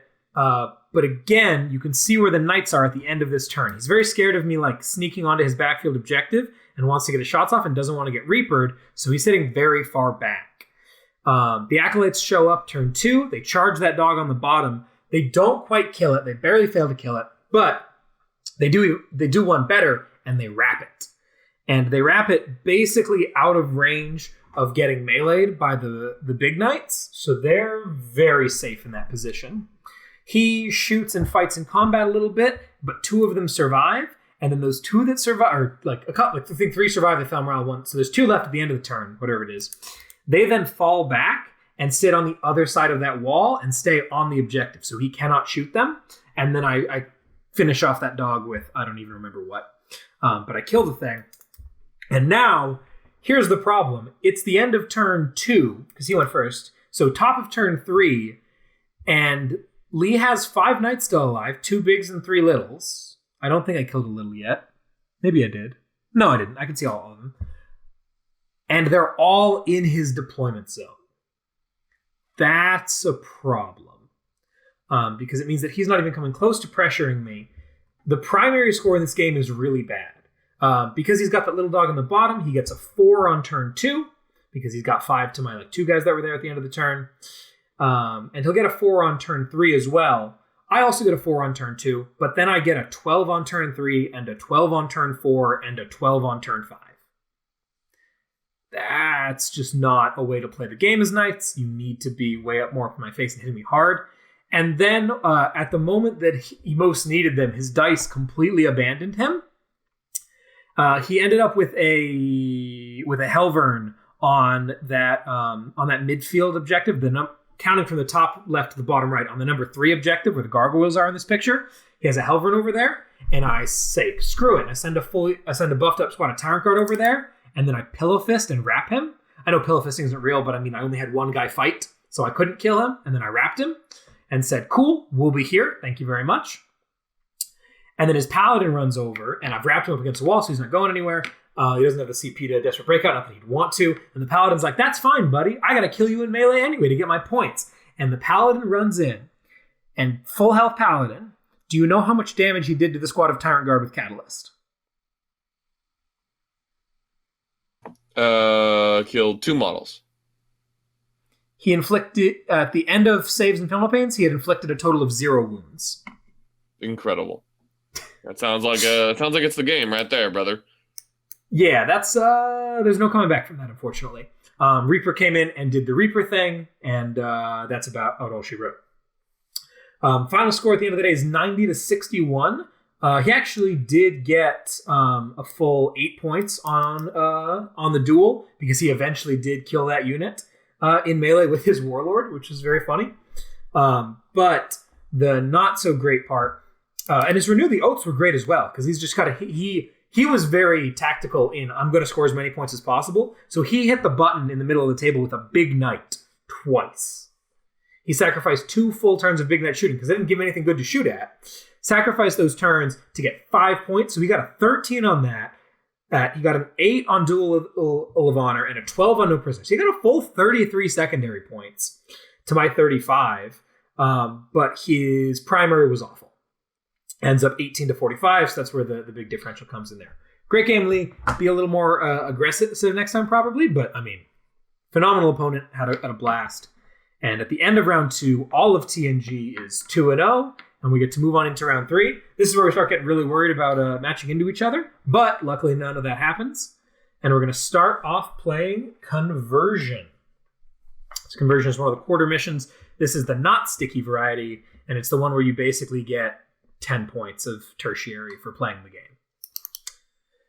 So, starting off with Nick into Sisters of Battle. Lukas, you know a thing or two about Sisters. Why don't you run us through this Bloody Rose list that Nick's playing into? Sure. I haven't even heard a word about this game somehow. But yeah, this opponent is obviously playing Bloody Rose because you're trolling if you don't, probably. We got a Canoness with the Mantle. I think that make her super tanky? It makes all damage going to her is reduced to 1. Oh, let's go. Tannhauser's Boner. And then we got Blazing Ire, which is Advance in Charge, and then Word of the Emperor for the turn off invulns thing. We got Stern and Kynagal. We got Morven without her rerolls Warlord trait. Oh! 3x5 what is that Warlord trait real quick? It is, you invest 1 CP pre-game, and she rerolls all hits and wounds in melee for the entire game. Seems good. Really good. Yeah, that's worth a CP. We got 3 squads of 5 sisters. We got 1 squad of sacrosancts. We got a Dogmata. We got a Hospitalier. We got a Hospitaller with the extra range Warlord or relic to her Feeling the Pain. We got a Repentia Superior, 8, 7, and 5 Repentia, just to be confusing. We got 6 squads of Zephyrin. A 6-man squad of Zephyrin with hand. What the hell is this guy's squad sizes? We got two squads It's of for 5 R&D, bro. It's totally normal. Everyone takes 6-man Seraphim. 2 squads of 5 Zephyrim. Shut up. 2 squads of 10 Retributors with Melta and Cherubs, and then 2 Rhinos. So nice mix of characters. Repentia just seems like a standard Sisters list, but still running the Hospitaller. Yeah, no Castigator, but it does have the Hospitaller, which we talked about, if you recall, a couple weeks ago. We were talking about how good the Hospitaller is with these Repentia squads, specifically into Necrons for all the Sky and Falling Stars, and Nick doesn't have as much Sky and Falling Stars as he usually would. So this is a bit of a spicy potential game for him. How did this go, Nick? Well, this was against the homie, Alex Pena. It was our first time playing. This was Alex. Okay, I remember this. We've been Massive wanting shout to out play. to our boy Alex. Yeah, we've been wanting to play for like this entire season now, and we have been going to tournaments and not matching into each other. And since he lives in Olympia and I live here in Portland, we've never found the time to like do a pickup game together. And we finally matched. It was super cool. Necrons destroy Sisters with double Catan, and especially if they have double plane either in addition. Sorry. It's just not a game. Like Necrons just win that 99% of the time. I only have single Catan and no plane, so I'm like, all right, this is a game. I was pretty confident I could beat Sisters without this though. Just like every game with Sisters was like, okay, we trade back and forth, and then I win by like 15. Good game, and I'm like, I think I can still do that. I take I took treasures because lol, it's a 5 objective mission. I took purge because kill them out of your side of the board. I was debating taking machines, but I actually really value the shooting of the Tomb Blades into Sisters because it just rips apart Repentia. And there I usually go out and do actions with the machines. I know that I can do action shoot, but like I really value the +1 inch move as well because Sisters are an army with very, specific threat ranges, and I like to be just outside the threat ranges and then come in and slam them next turn. So I actually ended up taking Code of Combat because Sisters are an army where the king very much loves to pick up like those like little like remnants of the Repentia squads after they charge in. Also just one-shotting rhinos, getting 3 points for that. Also, they have a lot of squishy characters that he just runs into and kills and then gets you Code of Combat points. And the Rets are scary, but just keep them outside of Ret range. It's 30 inches. It's fine. What is it? So yeah, I end up going first, which is pretty good. My Alex, he picks Defend the Shrine, which is that bottom right objective. And so we know that a lot of fighting is going to be happening around that shrine. He pregame moves a Rhino behind a wall on that objective, and I can't see it, so I need to go punch it. And I send in a squad of 6 Scorpex, and I wrap and tap it with that and some Tomb Blades. So he has to emergency disembark the 8 Repentia that are in there. The emergency disembark, I think 5 die on the emergency disembark, which is like, I was like expecting like 3 maybe. And then I consolidate into them with the Scorpex, so they have to fight me, and they can't run away into my lines next turn. I think they kill like a Scorpec, and then 2 run to morale, so there's a single Repentia left from his biggest squad, and now he's like, I have to fight now, and so he slams his army into the Scorpex and the Tomb Blades that are on that objective. Not like everything at once, but like he sends in some Repentia, he sends in more Vol, he sends in some Sisters to take the objective, that sort of thing. He has the Zephyrim and the Seraphim and Kaiganil and Stern and Deep Strike. So none of those are on the board to counterpunch turn 1. I, after that, just pretty much commit my whole army to that shrine, like send in the 12 Scorps, send in the king. Void Dragon is making a beeline towards his home objective because I'm like, I know you can't kill this guy. And the Locusts, he sent like a Ret squad out to do some shooting into some like Scorpex. And then the Locusts come out to play, and they turn off cover wound rerolls, and they just pick up all 10 Rets. And I'm like, nice. That was very good. And yeah, I charge Morven. She's pretty tanky. She lives through, 5 Scorps, because I'm not able to get 6 into her, which was unfortunate. Like they had all the buffs and the king rerolls, but have all damage, Miracle Dice. Pretty good defensively. Morven, however, and this is where the no Warlord trait I wanted to point it out, doesn't pick up. She picks up 1 through double fight because she has no rerolls. I just pop -1 a wound and I got a 5-up invul, and she kills 1 Scorpec. And I'm like, damn, dude, you should have bought that Warlord trait. I also pin Morven to the wall because she's a vehicle and she can't fall back through the wall. And so now these Scorpecs are wrapping Morven, and he's definitely not going to desperate breakout Morven. So he can't shoot the Scorpex next turn. And from that point on, like, Morven dies, I collapse in on his objective. He does deep strike some stuff in my backfield, which makes it annoying for Purge because he's denying, my like 2 free points every turn. And I'm like, oh no. But yeah, it was like I don't think Stern should have been in the sky. I think that like the Flamers and a Zephyrim squad in the sky is totally fine to like get the R&Ds in the quadrants and also pressure like charges into my objectives if I leave like a squad back there. But Stern is like such a good like fighter. She ignores invulns, like she does smites in the shooting phase. She's really hard to kill. She's like -1 to wound 5 but feel no pain. She needed to be there to counterpunch, and even like maybe a squad of Zephyr needed to be on the ground to counterpunch. But like again, Alex is like, he's new to this army. He's like, I've never played in a Necrons with this army. He hasn't played in a Necrons in like 2 years either. So yeah, great game. I'm really glad we got to play the game, Alex. I look forward to the next one. End up being a Necron win, 98-62. Very cool. Do you have anything you want to add to that, Lucas? Any questions or anything? Not really. I guess. Well, how did players go? Like, how do you kind of want to set up the board for a Game of the Sisters? How do I want to set up the board for Game of the Sisters? Yeah, what's your thought process on the terrain here? Lucas, your mic's being a little wonky. You might want to unplug that, plug it back in. Yeah.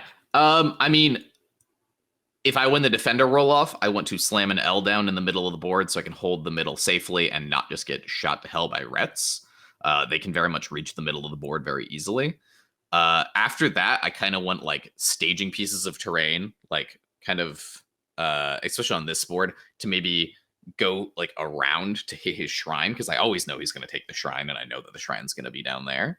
And so being able to like go from my DZ to this like ruin where I can't get shot by Reds to then slingshot like charges into his shrine is very strong. And I also want to make, basically just want to make every objective safe, like where you can hide a squad behind it and you can't get shot by Reds. And then it's kind of it. I mean, putting like a crates is nice because it move blocks Propentia. If you have a crater or a force, it's also fine, but you don't want to move block yourself because the Scorpex they don't have fly. So yeah, it's really just like put down ruins and maneuver around behind them to like launch into their base of operations. Makes sense to me. Yeah, the big thing is you have to keep hitting their shrine. You can't like hit their whole army with Necrons because like their castle's pretty hard to kill. It's also really far away from you, so you want to force them to like split their castle up / make their castle come to you, and then you can try to hit their home base and their shrine when they've like split their forces. Mm-hmm. Right. I will say, shout out to Alex. He is probably the best Leap of Faith player I've ever seen. That is a wonky secondary, and he was just like running circles, getting like 4 points on it every turn. I'm like, easy 12, dude. Like, so Alex, well done with that. You may be a new Sisters player, but you have managed to crack the code of their wackiest secondary immediately. Very nice. Good job, Alex. All right, cool. So there's Nick playing into Bloody Rose. Gonna move on down to Lucas playing into some Death Guard. Nick, you want to run us through this Death Guard list that Lucas is gonna? Oh my god, you know that I love Death Guard. So this is Morty's Anvil. No idea what that does. We got a Lord of Contagion. I think that's their captain. We got 2 Plague Casters, the Wizards, 10 5/5 Plague Marines, with 1 million free points, 19 and 10 zombies, 3/3/3 Death Shroud, Foul Blight Spawn. That's the Smelly Man. I assume he had the fight last. And then Tallyman, that's the guy who gives you CP when he rolls well. And then 3 PBCs. Uh-oh. I assume with the Entropy Cannons? Even, okay, and a Rhino. So this is like this is a Death Guard list. This is a well-rounded Death Guard list. He's definitely not spamming any one thing or another, which is where I have to be careful with Chaos Knights. This was definitely a well-rounded list. So what I was able to do was just apply the right profiles to the right targets and mostly able to just kill the things that were in line of sight of me. This was another game where I think I won the won the defender roll-off, and I went first, which happened in all of my games day one, which was pretty lit. So I slammed down a force in the bottom right, so it would be a little bit unsafe for him to come near there. And then in general, just made all all the paths that I can take to get to the objectives as open as possible, so I wouldn't be move blocking myself very much. Couple things that are interesting about this matchup. There's fairly easy packed getting access because of all of the zombies. So he has to be very careful with where those guys are, or I can achieve my pacts rather quickly. The other thing is, funny thing happened turn 1. I moved a baby knight up to take the middle of the board, and he charged his 19-man zombie unit into it and did the 6s to hit 2 immortals thing. So he put a righteous hammer on that dog and knocked him down to like 5 wounds with zombies, which was very impressive. But he also rolled like 8 1s and took like 7 wounds. So that squad went down to 12. The dog punched back and killed like 4. And then I Ravenous Terror Shaded and the leadership 4. So they took another like 6 mortals. And all of a sudden that objective went from he had 19 OBSEC on it to he had 3 OBSEC on it. And I got a 12. And I was like, welcome to Ravenous Terror Shades, bitch. Oh my gosh. That's you stratagem think 12 is Foxies going into a dude with 5 attacks is the safest thing imaginable. Yeah. Oh. Well, he killed 8 of his own guys. That wasn't a great start. And then I electrocuted 6 more. Terror Shades is hilarious. It also killed yeah, so a couple of other interesting things happened this game, because a lot of this game, my opponent was an amazing guy, but a lot of it was just me sitting on the 3 objectives on my side in the middle and him coming to try to fight me and me killing him. He did a good job of killing my stuff in return, but unfortunately it happened on all the objectives where I had a bunch of OBSEC guys, so it didn't flip any points. It didn't, get him further up the board. It just kind of was a formality. A couple of interesting things happened. Amazing game for the lad, the Carnivore. What's a little bit cut off on the left side of the screen here is 3 squads of Death Shroud landing to charge Beguiling Majesty, which, by the way, she is also incredibly resilient in this game because she's -1 to hit and wound. So if he goes with the sweeps, it's really hard to wound her. Or if he goes with the stabs, then they're -1 to wound, and then I can do -1 damage as well. So she survived 2 squads of Death Shroud in combat for like 2 turns, which is pretty sick, while her buddy, the Blood Shield guy, was just tearing those fools apart.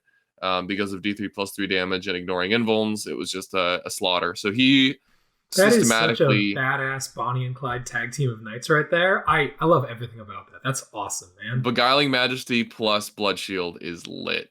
Not very thematic because Slanesh and Korn working together, but who cares? So that guy just systematically worked through the Death Shroud and killed all 9 of them, which was super sick. Other cool stuff that happened, in addition to terror shading all of the zombies, I also got a chance to activate -2 leadership on turn 4 with Dread. And I didn't. Storm of Darkness doesn't work on other Chaos factions, not that I took it in this game anyway, but he goes -3 leadership, so there were all sorts of times where like his Tallyman was just hiding behind a wall, and I'm like, okay, terror, you're holding 11, you're dead. Or even, okay, what does it need? He's leadership 8, down to 5. So I need a 9+ to kill him on 3 dice, drop the lowest, super likely. So there were multiple times where I just would zap his 4-wound character from behind a wall with Terror Shades, which got pretty amusing after a while.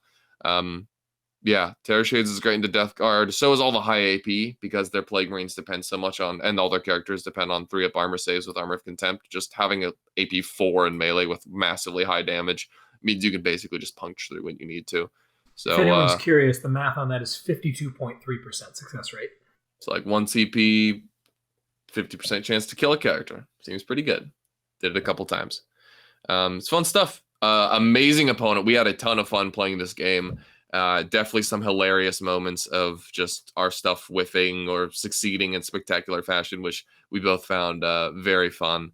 Had an amazing time. And I was wearing my Halo shirt today, and he is the one opponent so far in all of Warhammer who has mentioned my Halo shirt, which made me feel really happy. So we had a good time talking about Halo, talking about Warhammer, and yeah, just a great game overall. If you yourself want a cool shirt that you and your opponent can talk about, head on over to bestintabletop.com/store to buy the TNG merch as modeled by Lukas literally right now. Stomp 'em good, boys. Indeed. Very cool. All right, so another victory for the good guys. and we'll head on over to my game into Chaos as well. I've played Imperial Knights and I've played Grey Knights, so it makes only sense that I would play Chaos Knights to round out the day. This is into our boy Colby. Love the guy. And kind of the headline of this tournament was supposed to be demons. This is the first tournament out of demons. We've got a couple people playing interesting, very demon-heavy lists, and we've got Colby in here playing a little bit of demon soup. So let's hear from Lukas how exactly this list all fits together, and we'll think a bit about how it might work. So yeah, this is Chaos Soup would definitely be the best way to describe this, like Tyler said. Very strange interactions with how the souping works with your warlord and what secondaries you can take and all that. So Colby's, this is against our friend of the podcast, lovely lad named Colby Hopkins. We've got a Demon's Patrol. We got a Nurgle DP in there with Contagion and maybe some other stuff, but he's the warlord. We got 10 blues. He's got the relic axe, baby. The relic sword. So it's a sword? I thought it was an axe. I don't know. Whatever. It ignores wound caps and it's +1 damage. Contagion. And he auto wounds. Oh yeah, hits auto wound, right? Yeah. So this dude has 6 attacks that hit on 2s, auto wound, AP4, ignoring feel no pains. Let's go. Well, yeah. And then we got 10 blues and 2x5 flamers. That all I'm guessing is... Wait, is that less than 25% of his power level? Easily. I can get you the exact numbers in right now. His demon's total power level is 24, and the War Dogs and the Chaos Knights total power level is power 80. level, not points. Yeah, so he has 104 power level total, 24 of which is demons. Yeah. So he's good to go. Yeah, so these demons, because they are calculated. less than a quarter of the total power level of the list, count as agents of chaos, so they don't prevent any of the other super faction bonuses or any of that kind of thing. Because Colby's list is technically Chaos Knights, that means that he still gets Dread. Is that right, Tyler? And Yes, he also gets Dread. Chaos Knight secondaries. That's a little more nuanced, but he does. In the book, it says that he shouldn't, but in the Nephilim pack that overrides everything in the book, that says don't read the books, read this instead, it says that, it doesn't say that it has to be your warlord. You just have to be mono Chaos Knights. So he does get access to the faction secondaries. If you run up against Soup that has like Chaos something, so for example, Chaos Knights plus a Demon's Patrol, if the Demon's Patrol counts as agents of Chaos, don't be surprised if they're warlords in the Demon's Patrol, but they're using Chaos Knight abilities and taking Chaos Knight secondaries. Now, could you talk us through, Lukas, what the downsides are of having that warlord be a Chaos Knights? Because there are a couple. Yeah, you cannot... the big one that jumps out is you can't have Chaos Knight relics, or, if your other main faction is CSM, you couldn't have CSM relics. Basically, you can't take relics from your main faction, because how you take relics does actually depend on having a warlord of that faction. And because he doesn't have a Chaos Knights warlord, he can't take one. So, importantly here, no dog hat. Is there another... Is he allowed to take the points upgrades, or did he just choose not to? You can take those. He just didn't want to. Okay. Yep. Cool. So walk us through so we got the Demon's Patrol. What did he take Chaos Knights wise? He's got a Carnivore, 3 Stalkers with Melta and Fist, 3 Stalkers with so it looks like everything's a claw, and he's got 4 chain cannons and 5 Meltas. So 9 Fists, 4 chain cannons, 5 Meltas. So a whole bunch of Melta, a whole bunch of claws, and then a little bit of chain cannon as well. The idea here is that flamers are basically the same profile as a chain cannon, just more efficient for the points because flamers are absolutely broken. So you take out chain cannons, put in more anti-tank into your Chaos Knights detachment, and then take flamers to supplement. Yep. Yeah. So that's the idea here. I will say first off on the top, this game was played on stream at twitch.tv/Warbird Battle Labs. Twitch VOD stay up for 2 weeks, I think. So if you're watching this before like the 24th of September, you can head over there right now and watch that. I may also see if I can download that in some way or something. But anyway, so it's available there. You can see on the table here, Jason's stream table is freaking gorgeous. Like, I didn't realize just how pretty it looked on stream. The pieces blend into the table so well. It looks lovely. Not necessarily the most functional terrain, in my personal opinion, just because of the bases that everything is on. There's like no L's, a bunch of straight shots and blobs, which I was terrified of because While my Tyrant Guard are immune to chain cannons and flamers, they're very scared of meltas, and everyone else is scared of chain cannons and flamers, so this is a little sketchy. We start off this game... who goes first? I went first. And I do something a little bit wonky. I run the Death Leaper and the Broodlord up to that, what's pictured here as my bottom right objective, which is the one that's, closest to my DZ. And I have them sit in the cover and tow on. I pre-measure everything so that no one can shoot the Death Leaper this turn, because they'd have to be within 12 of him to shoot him. And the only guy who can get within 12 is the Carnivore, who can get just within 12. So he can fire a heavy stubber and then go for an 11-inch charge. Doesn't bother me. The Broodlord, by contrast, can be shot by a lot of things for sure. But we'll see how that shakes out. And that's basically all I do. I shimmy guys around, get guys onto cover, get guys in position. Cool. Colby runs forward way too hard. This Broodlord being out here is complete and utter bait. Secondary-wise, I do have Psychic Ritual, so I would like my wizards to be alive, but I understand that if Colby runs up to the halfway point and basically sits there, I'm kind of boned. I don't have a lot of great solutions in this list in the way that I had set up terrain for how to cross the table, and he's going second. So he's already at a primary advantage, and Chaos Knight secondaries are way better than, even with the GSC, than mine. I've got R&D Ritual, bring it down. He's got no prisoners. What are these called? What are the Chaos Knight ones called? Storm of Silence and Storm of Darkness and Ruthless Tyranny. Storm of Darkness and Ruthless Tyranny. Basically, no prisoners and Bring It Down are both going to be 15s in my mind. Ruthless Tyranny is a stupid secondary that he's going to get 15 points on. And Storm of Darkness is... How does that one work? That's the doing an action on a thing, right? But there can't be anyone on it to do it. It's the old school style. Yeah, but you start it in the morale phase. Yes, exactly. But I get a turn to break it. That's the big thing.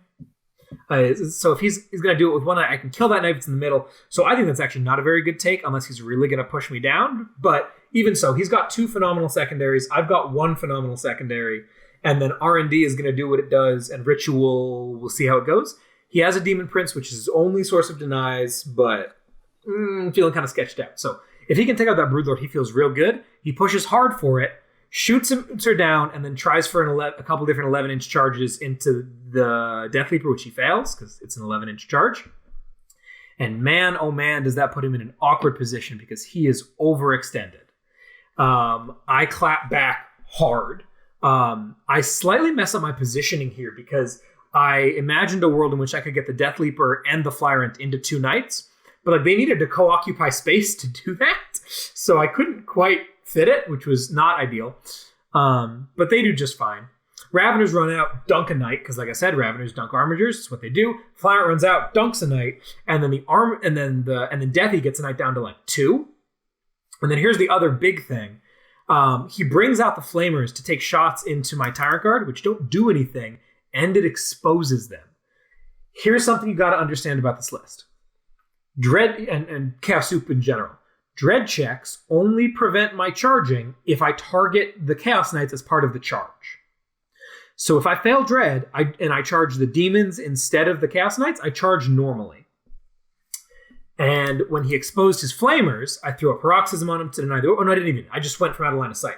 I drop in my drills, get an 8 on them, hit that charge with the reroll, easy peasy on 3 dice, and eat them for breakfast, because Flamers die in melee real hard, and now I have 10 dudes with OBSEC on the center objective, taking it from his 1 Armiger who was on there, or maybe it was 2 and I was contesting it. Doesn't make a difference. Either way I've got... No, it was just 1, because if he had 2, he would have just Ravenous Terror Shades. But anyway, he only had 1 on there. Got that, feeling good. Move blocking a bunch of stuff. I also, as you can see, I think this picture was that turn? I don't know. I think. Or this is, I don't know when this picture is. But I also drop in 5 Acolytes. I drop my 3-inch Deep Strike squad up on that top left objective, which takes it out from under him. He tried the Ravenous Terror Shades on them, and it just failed, which was huge. And then Yeah, because he's just doing regular. He just does the regular -1, so it was just don't roll above a 7. And they R&D, and they swipe the objective. So now things are going to be pretty tight, because I've held him to a 4. Unfortunately, the following turn, he dogpiles the middle, pun intended, for his war dogs. And there's no way in hell I can dig that much OBSEC out of there.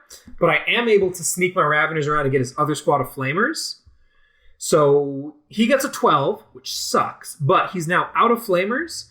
And I've worked through a lot of his guns. So like his shooting is very heavily diminished. He's mostly a combat army at this point. But man, does he combat. That Demon Prince gets into a squad of Tyrant Guard and just aces them. Just gone. Turns out flat 4 damage and edge and ignore feel no pains kills Tyrant Guard real well, especially auto wounding. The Tyrant Guard fight on death though, and in fighting on death they kill him back, which is huge because once that guy's gone, things get real nice. Hey, it's Alex McDougal. How you doing, buddy? So that was a wild situation.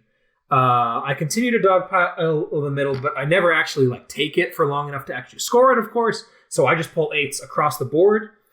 Colby pulls a 4, a 12, and 8, and then at the end of the game, this is where things get real spicy. I end up eventually pushing him all the way back to his home field objective, and he fights off the Tyrant Guard that are there and pulls a Ravenous Terror Shades and finishes them after morale. I had this was like the Raveners, Lukas, where one dude died and the rest of the squad ran away to morale because Chaos Knights do that. It's scary. And then that one guy needs a 5-inch advance. I'll tell you why he needs a 5-inch advance. It looks like it's pretty close, and he moves 12, and he can fight on top bracket, which he did. But that middle piece of terrain there, right next to the objective, that got excavated, baby. So in order to clip that, he would gain 2 inches. Going around it, he would gain 1.5 inches, so it didn't matter. Either way, he needed a 5 on his advance. Doesn't quite get it. Command points it, fails it anyway. And isn't able to get the 12 at the end of the game. That would have also been another 2 points, I think, on Ruthless Tyranny. So at the end of the game, primary, I'm at 42, and he is also at 42, because this is conversion, so you get a free 10 on tertiary, and I got 4 8s, he got 2 8s, a 4, and a 12.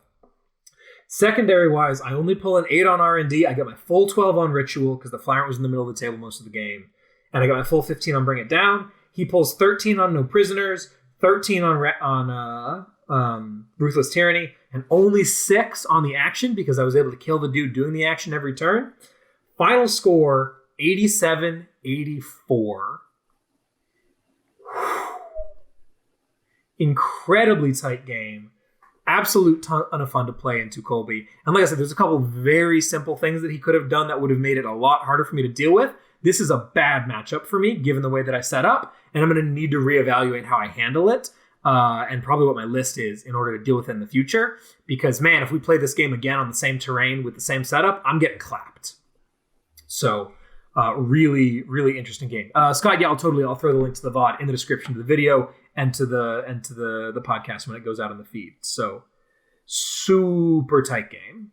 A lot of fun. Shout out to our boy Colby for. I mean, we were messing around this entire time. This game took radically longer than it was supposed to. We definitely played way over time because it was the end of the day and we were messing around. I got on a clock for day 2 because it was getting a bit absurd. But fantastic game, very well played, Colby. Like I said, check out the VOD if you want to see the specifics. So that's the end of day 1, and TNG is 3-0, baby. Yeah, that's what's up. Undefeated, boys. Undefeated. And there were 2 draws, or maybe there was just 1 draw that mattered. Anyway, there are only 4 undefeated players after day 1. It's us 3 and Zach Nelson on Creations of Bile. So Jason made the call to cut the event to 5 rounds instead of 6, because we weren't going to need 6 to get a true undefeated, which there was a lot of rejoicing about, because playing a 6th round after we already know who should win the tournament is not fun for a lot of people. But yeah, how are you guys feeling? Talk a little bit about the night between, as 3 of the 4 3-0s at an event for this is a first for the pod. This felt real good. Well, there's definitely a lot of uncertainty on who was going to play who, because we need to know who's dropping before we do matchups. So we're all trying to think about who was going to play who, and especially because we knew the next mission was the Scouring. Mm-hmm. the next mission was going to be the Scouring. So we were all thinking, who can beat Army-wide Fight on Death on the Scouring? Who can beat Necrons on the Scouring? Who can beat Chaos Knights on the Scouring? So it was all a hurried mess of people trying to figure out how to play matchups that they're not very familiar with on a mission that they're not very familiar with. So, yeah. Well, and also, it was kind of like bittersweet because we knew that no matter what, one of us was matching into each other. So, like, this is what we said. We were like, our hope is to go 3-0 day one, but day two, we're knocking out the homies probably. So, yeah. I think we'd settled on your most favorite matchup would be Creations on Scouring. Or maybe Tyler on Scouring. I think of the three of us, I had the best shot into Creations regardless of the mission. Yeah. Because the thought is here, one of us has to win this tournament. Doesn't matter who, right? This has got to be not Zach. We got to get him. And we agreed that Lukas has the best shot at beating Zach, though both myself and Nick have plenty fine games into Lukas that are doable. So this is really anyone's game, as long as Zach doesn't go through me and Nick, because that'd be a very big problem. So that's how we're feeling. We're feeling great. We're celebrating. We're up till God knows what hour, drinking and chatting and whatnot. Wonderful time. And we move on into day 2, round 4, the Scouring, and and the matchups come out, and it is me. I am playing into Zach. This is really bad. This is real bad. Lukas, you want to run us through Zach's Creations of Bile list? Sure. If I do that real quick. Oh, go for it. You want to do it, Nick? For sure. Yeah, I haven't described a list in a second. So Creations of Bile. They're pretty good if you haven't heard about them. They have army-wide +1 inch move, +1 strength, and also fight on death if they haven't already fought. There is the Dark Apostle. That's the priest with Illusory Supplication. That is give a core or character. It might even be Demonkin. It's basically going on the Terminators every turn, though. It gives them Trans Hitman, no rerolls. There is the Disco Lord with Flames of Spite and Ulaka the Black. Flames of Spite is full wound rerolls and also 6s to wound to Immortal in addition. No cap. Ulaka the Black is it like buffs your main weapon, which is every wound with that weapon deals Immortal. Also uncapped, I believe. So this guy just walks in and goes, rerolls all wounds and just does like 15 mortals to you while also like hitting you with like 15 attacks. There's the Mop, the Master Possession. That's a wizard with the Mark of Tzeentch that gives him access to an action cast strat. And also the Eye of Tzeentch, which is a relic for +1 casts and casts on a 9+ cannot be denied. 2 squads of 10 cultists, a squad of 5 legionnaires with the Mark of Slaanesh that gives them access to Delightful Agonies, which is the 5-up Feel No Pain spell for anyone with the Mark of Slaanesh or like the Slaanesh keyword, which is great because it can be slapped on the Terminators. The Terminators, who are the crux of this list, are that big brick of 10 Terminators that like most Chaos lists are running. They got Mark of Slaanesh for fights first and the ability to receive the 5 Feel No Pain. Black Green of Damnation for always -1 to wound. They got some Power Fist, Chain Fist, and Reaper autocannons thrown in there. It's also important to note the Mop has a spell for, what is it? +1 strength or toughness, which is very strong, making the Terminators T5 -1 to wound. You know, as a lover of that myself, it's very good. We got the Master of Executions. This is like a 65-point beat stick guy with the Mantle of Traitors, so he rules all hits. 3 squads of 5 Possess, a squad of 8 Warp Talents, and then Abaddon the Despoiler with all of his Warlord traits. That's the list. It's a mean machine. Yeah. So something you may have noticed when I was going through my list is that unlike Nick, I do not have a brick of locusts. Guns are for chumps. It's on a t-shirt. Buy it. It's great. That's kind of my philosophy. And I have no shooting damage. I have 2 squads of warriors, a squad of raveners, 10 gargoyles, and some auto pistols. And that's all the guns. And that is not enough guns to do any meaningful damage to any of these squads, really. Other than the Warp Talons, maybe. Because Possessed are 3 wounds, and everyone hears Armor of Contempt. It's just not good. Colby says, Excavate coming in hot. Absolutely, except that Zach is very good at the game and basically said, hey, cool, I'm standing with my Terminators on 2 pieces of terrain, not on 1. Not on neither, but right in front of either. And whichever one you excavate, the other one, I'm going to run through that one. So I excavated the one in the middle to force him to come around the side a little bit, which was nice. But the Terminators are not the problem in this matchup. The problem in this matchup is that because I don't have any guns, all of my damage is in the fight phase, and his entire army fights on death and kills basically anything in mine in combat. Which is a problem. It means that I have to do shenanigans constantly to avoid getting just eaten, and it means that Reaper becomes a lot less useful of an asset. And then, of course, the Terminators, once they get Supplication off, like, that unit doesn't go anywhere. Man, this game is tight. It genuinely is. I end up only losing by 14 points, while getting absolutely hogwashed. Who went first here? I think Zach went first. No, I went first. Yeah, I went first. And I figured, you know what? Let's start off with a trade. He's got too many pieces. Let me send in a squad of Raveners, have them shoot some possessed, and then eat the possessed. They can take the possessed damage a little bit. They'll prevent him from scanning that objective, and they'll move block the Disco Lord. That's a great use for a squad of Raveners. The awkward part is that they do not kill a squad of possessed, apparently, even wounding on 2s. Because possessed have 5-up invulns and 15 wounds in the squad, not 10. I don't even know what the math is on that, but he survived, and it was very annoying. So we try our thing. Doesn't go so hot. Zach blitzes forward. The other thing that Bile has, they have one unit advance and charge every turn. So he goes for the advance and charge play with the Warp Talons. They jump over the Raveners. They charge my Broodlord, which is a problem because what? Warp Talons can't advance and charge. It's just core units. Then maybe he was able to get there without advance and charge. Yeah, they're really fast. They're 13 inches, though. But yeah. For those who are, it's just 4 units advance. He went for a stupidly risky play with this. He needed like an 8-inch charge, and he got it. And I was like, dude, okay, whatever you want to do, bro. So he goes for his 8-inch charge, gets it, eats my Broodlord, and then is standing on my objective. And I'm very annoyed by this. I'm still holding the objective, so that's not the issue. But like now I have to deal with a bunch of Warp Talons.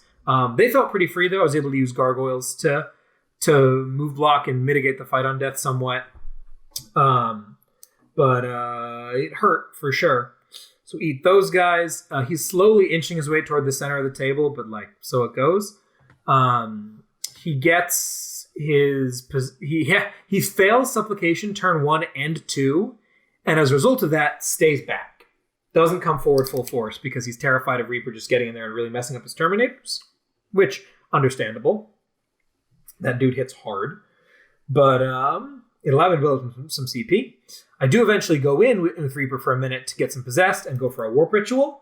And he goes for Abaddon's 4-up deny strat, and I vect that, so it'll cost 2 more in the future. And he rolls the 4, so it goes.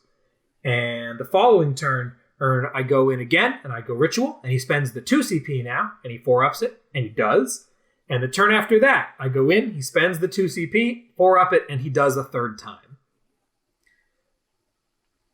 Yeah, so I get 0 points on Warp Ritual that game, which is not my ideal situation.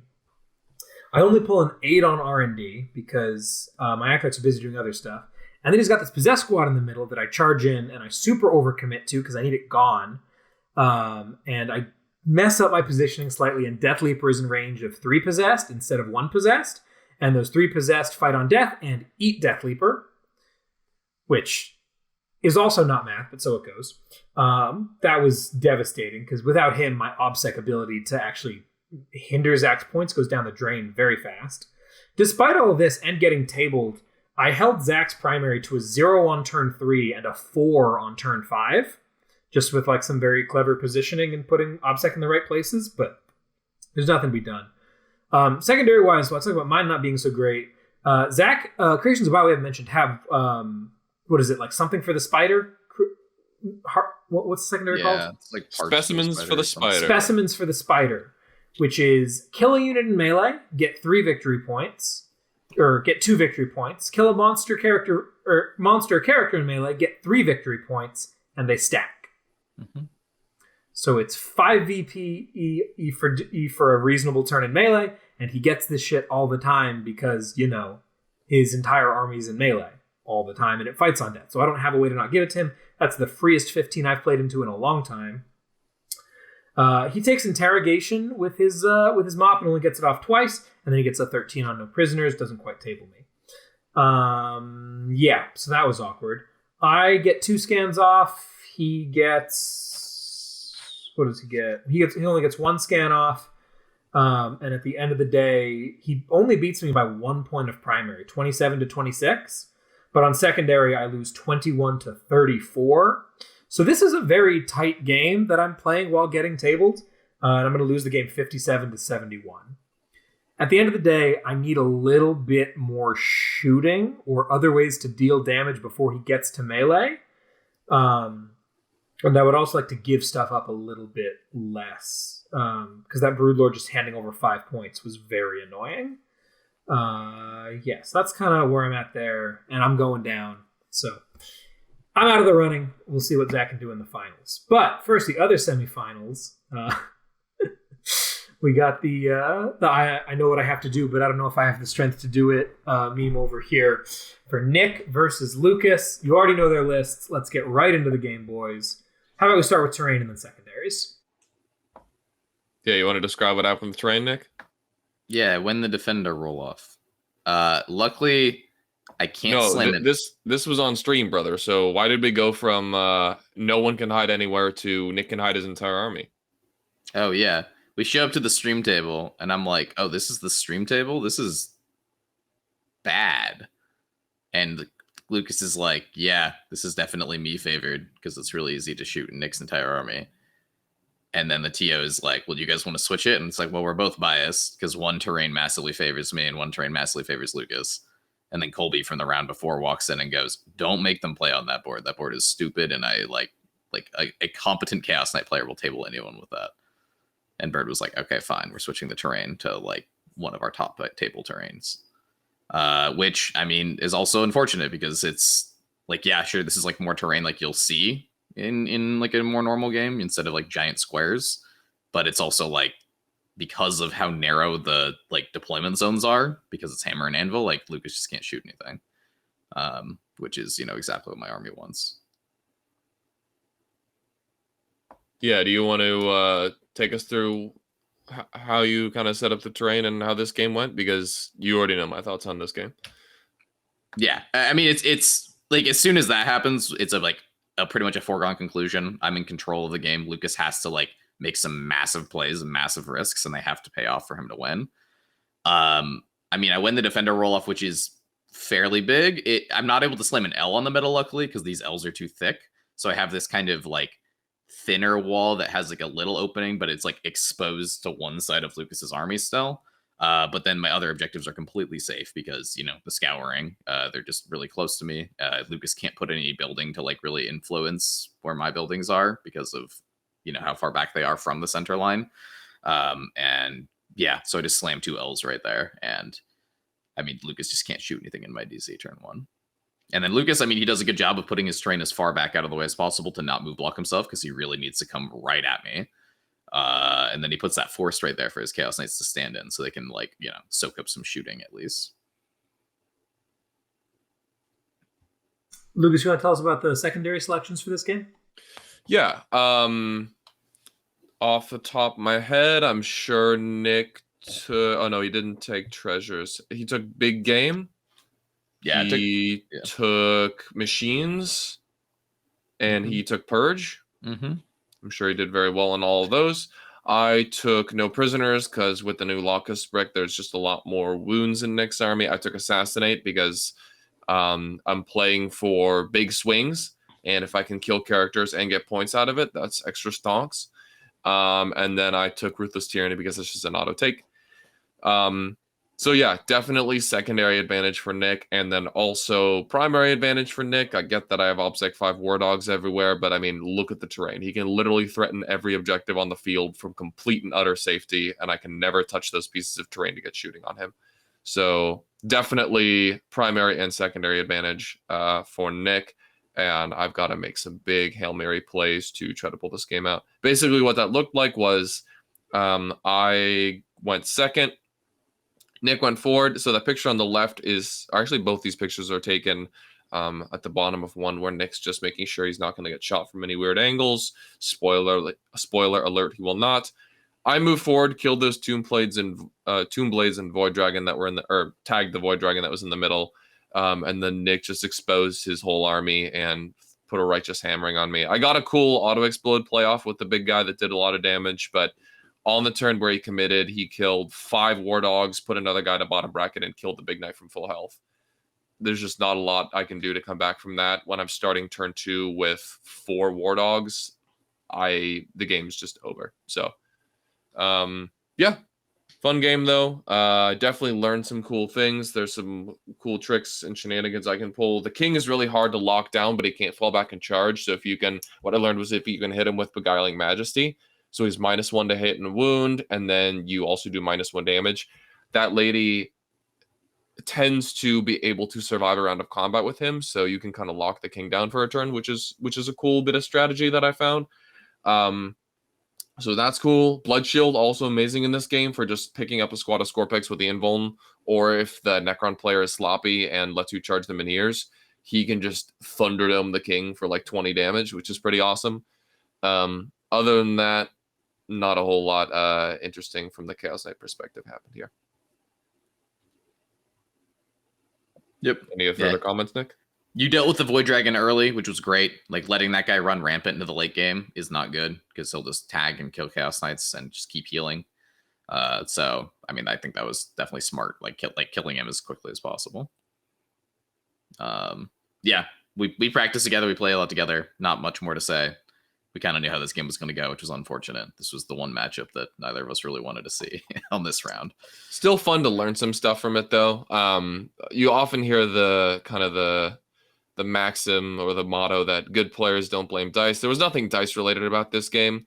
And I'm definitely feel fine enough admitting that this game was basically doomed as soon as the terrain got deployed. That's totally fine to admit that, just as it's also fine to admit that sometimes good players can get diced, bad players can get diced. That's the thing that happens in this game. It is a game of probabilities, but don't let that get in the way of learning opportunities. That's what people really mean when they say don't blame dice. Don't let dice get in the way of learning opportunities. And I did actually learn some cool stuff about this game, like what I was saying about the Blood Shield and Beguiling Majesty.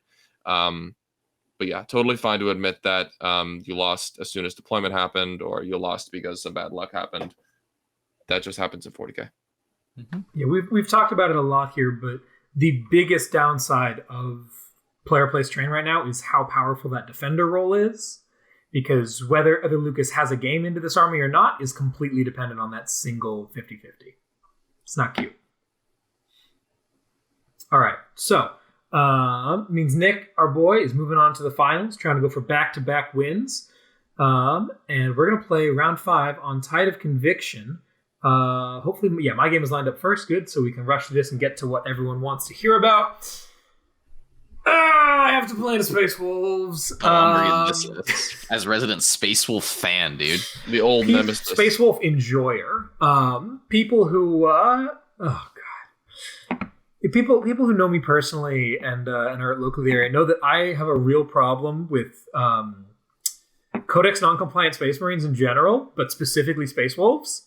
Like, the 3 matchups that have ruined my 9th edition career have been Space Wolves, Dark Angels, and Blood Angels. But Space Wolves in particular, just something about it doesn't work.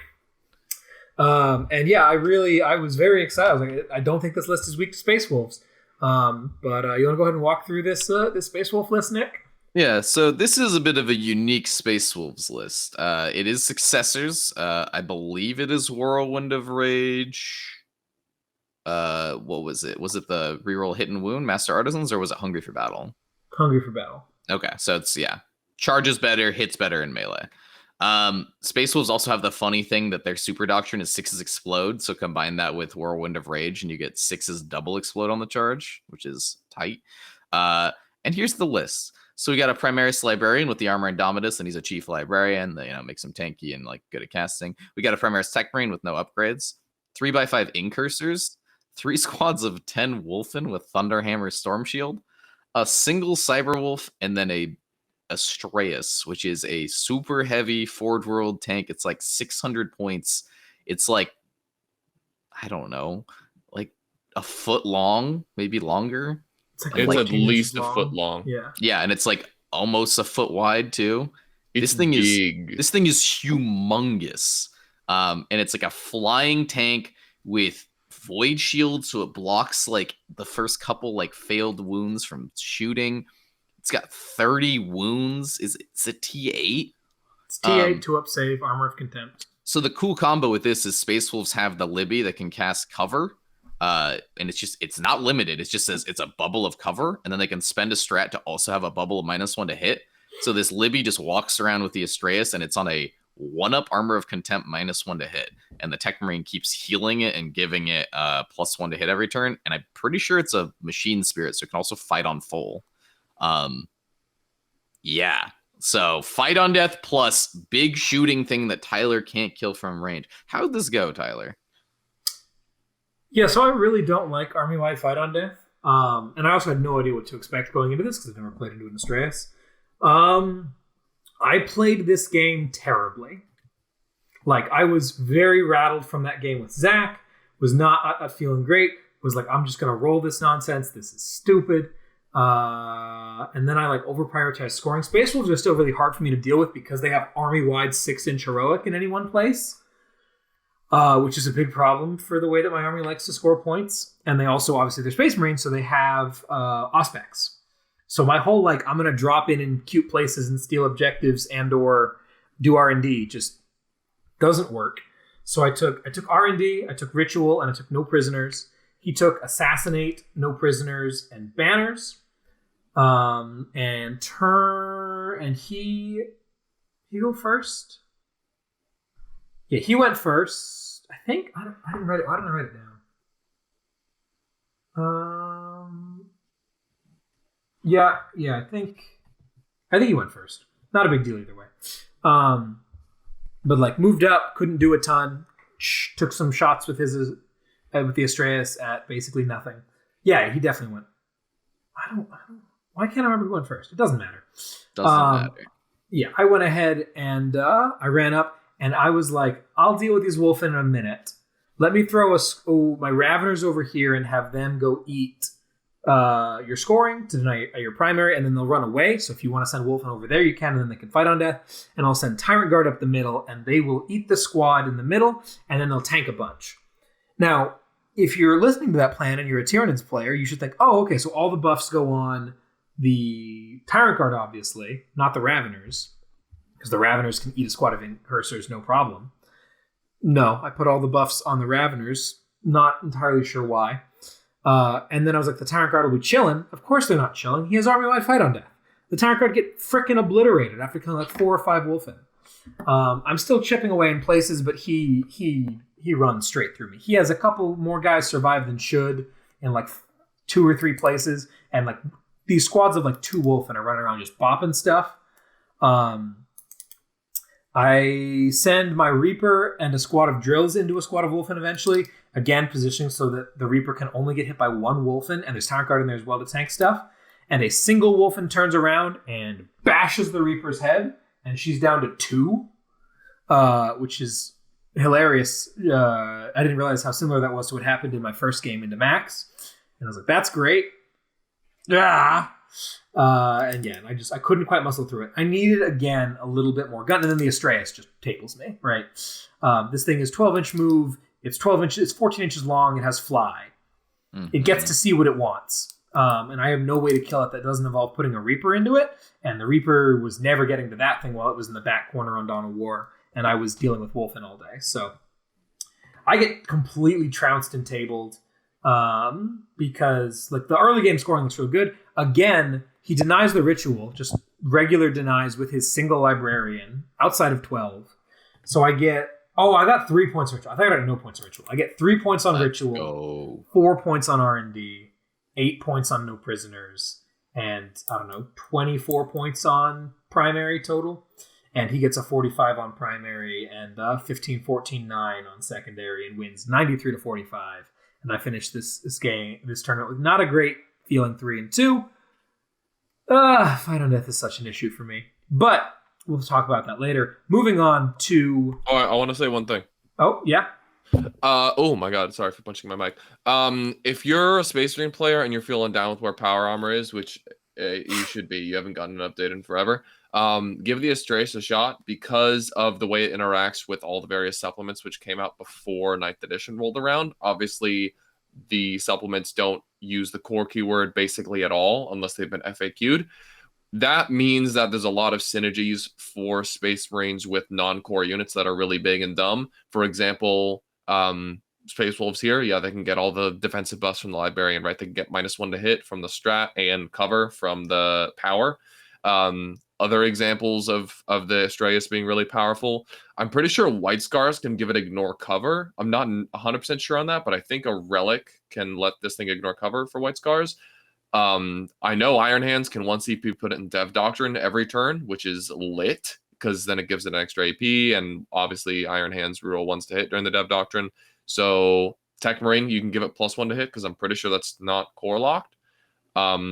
So yeah, there's a lot of good ways you can make an Astraeus a lot better than the datasheet, and its datasheet is already not, I mean, it's not good for the points, but like the datasheet is very resilient and does a lot of damage. So get as much mileage out of that as you can. If you order one now, you might get it before the new Marine supplements come out. So Yeah. All right, moving down the line. Lukas this time is the one who's playing into some wonky chaos soup. Nick, do you want to read off? Nick, do you know how this list works, composition-wise? not at all. All right, I understand how it works. I can run through it. this list because it's nonsense. So this list, this is a Tzeentch list. Okay, It's a so he's Tzeentch playing battalion. Tzeentch. He's got a battalion of Tzeentch with Be'lakor, because he has all the faction keywords, so of course he has the Tzeentch keyword. Changecaster of Tzeentch, makes sense. 10 blue horrors, sounds like Tzeentch demons to me so far so good. Then we have 2 squads of 10 Thousand Sons cultists, because they have the Tzeentch keyword, because they're Thousand Sons. Okie dokie. And then in the elite slot, we have 2 squads of Flamers, a 5-man and a 4-man. More Tzeentch demons, for sure. And then we have 3,000 Sons Leviathan Dreadnoughts. Nick is falling out of his chair laughing right now. It's very silly. They have siege drills, Graflux bombards, and Volkite culverins. And then the second detachment, because there's a second detachment, is this a super heavy detachment? Or is this a super heavy ox? I think It's a super heavy detachment. Super heavy detachment with 3 individual infernal carnivores. They're infernal? They're Yeah. infernal. Wait, why were they not iconoclast? Great I question. do not know. So they go 2 inches faster? 3 inches faster, mother sir. trucker. All right. Yeah, so this list is... Oops. Stop. Who keeps moving the slides? My bad, Stop sorry. moving the slides. At the end of the day, this list is 6 chonky boys, Be'lakor, and Flamers. Yep. This list seems terrible, Lukas. What's going on? Well, it's 6 chunky boys, so if you don't kill them, I mean, they're fairly resilient to shooting. I mean, because Be'lakor is, the Leviathans are like 2 up armor of contempt, 14 wounds, and the carnivores definitely died of shooting. But if you like get into combat with it and don't kill it, and then it hits you back, it does a lot of damage. I ended up losing this game. As awesome as my opponent was, not the most interesting game ever. It was just kind of us pushing our big models at each other, and like whoever whiffed more lost. And I had a couple rounds of whiffing into Be'lakor, so I lost. He also had a better secondary game plan than me because he built behind enemy lines into his list, so he was dropping all sorts of demons into my backfield. Definitely interesting game, especially on Tide of Conviction, because there were so many fights happening all over the place. Definitely a great game for the Deep Strike Dog. Came in and gunned down 20 cultists and then just hung out on an objective getting tons of points. That's my boy right there. But other than that, definitely not the most interesting game. There's only so much you can do when you run in and try to punch a bunch of Leviathans and, whiff, and then they immediately clap you back. The drill is super good at killing armigers because it's like strength 14, AP -5, flat 5 into vehicles or something ridiculous.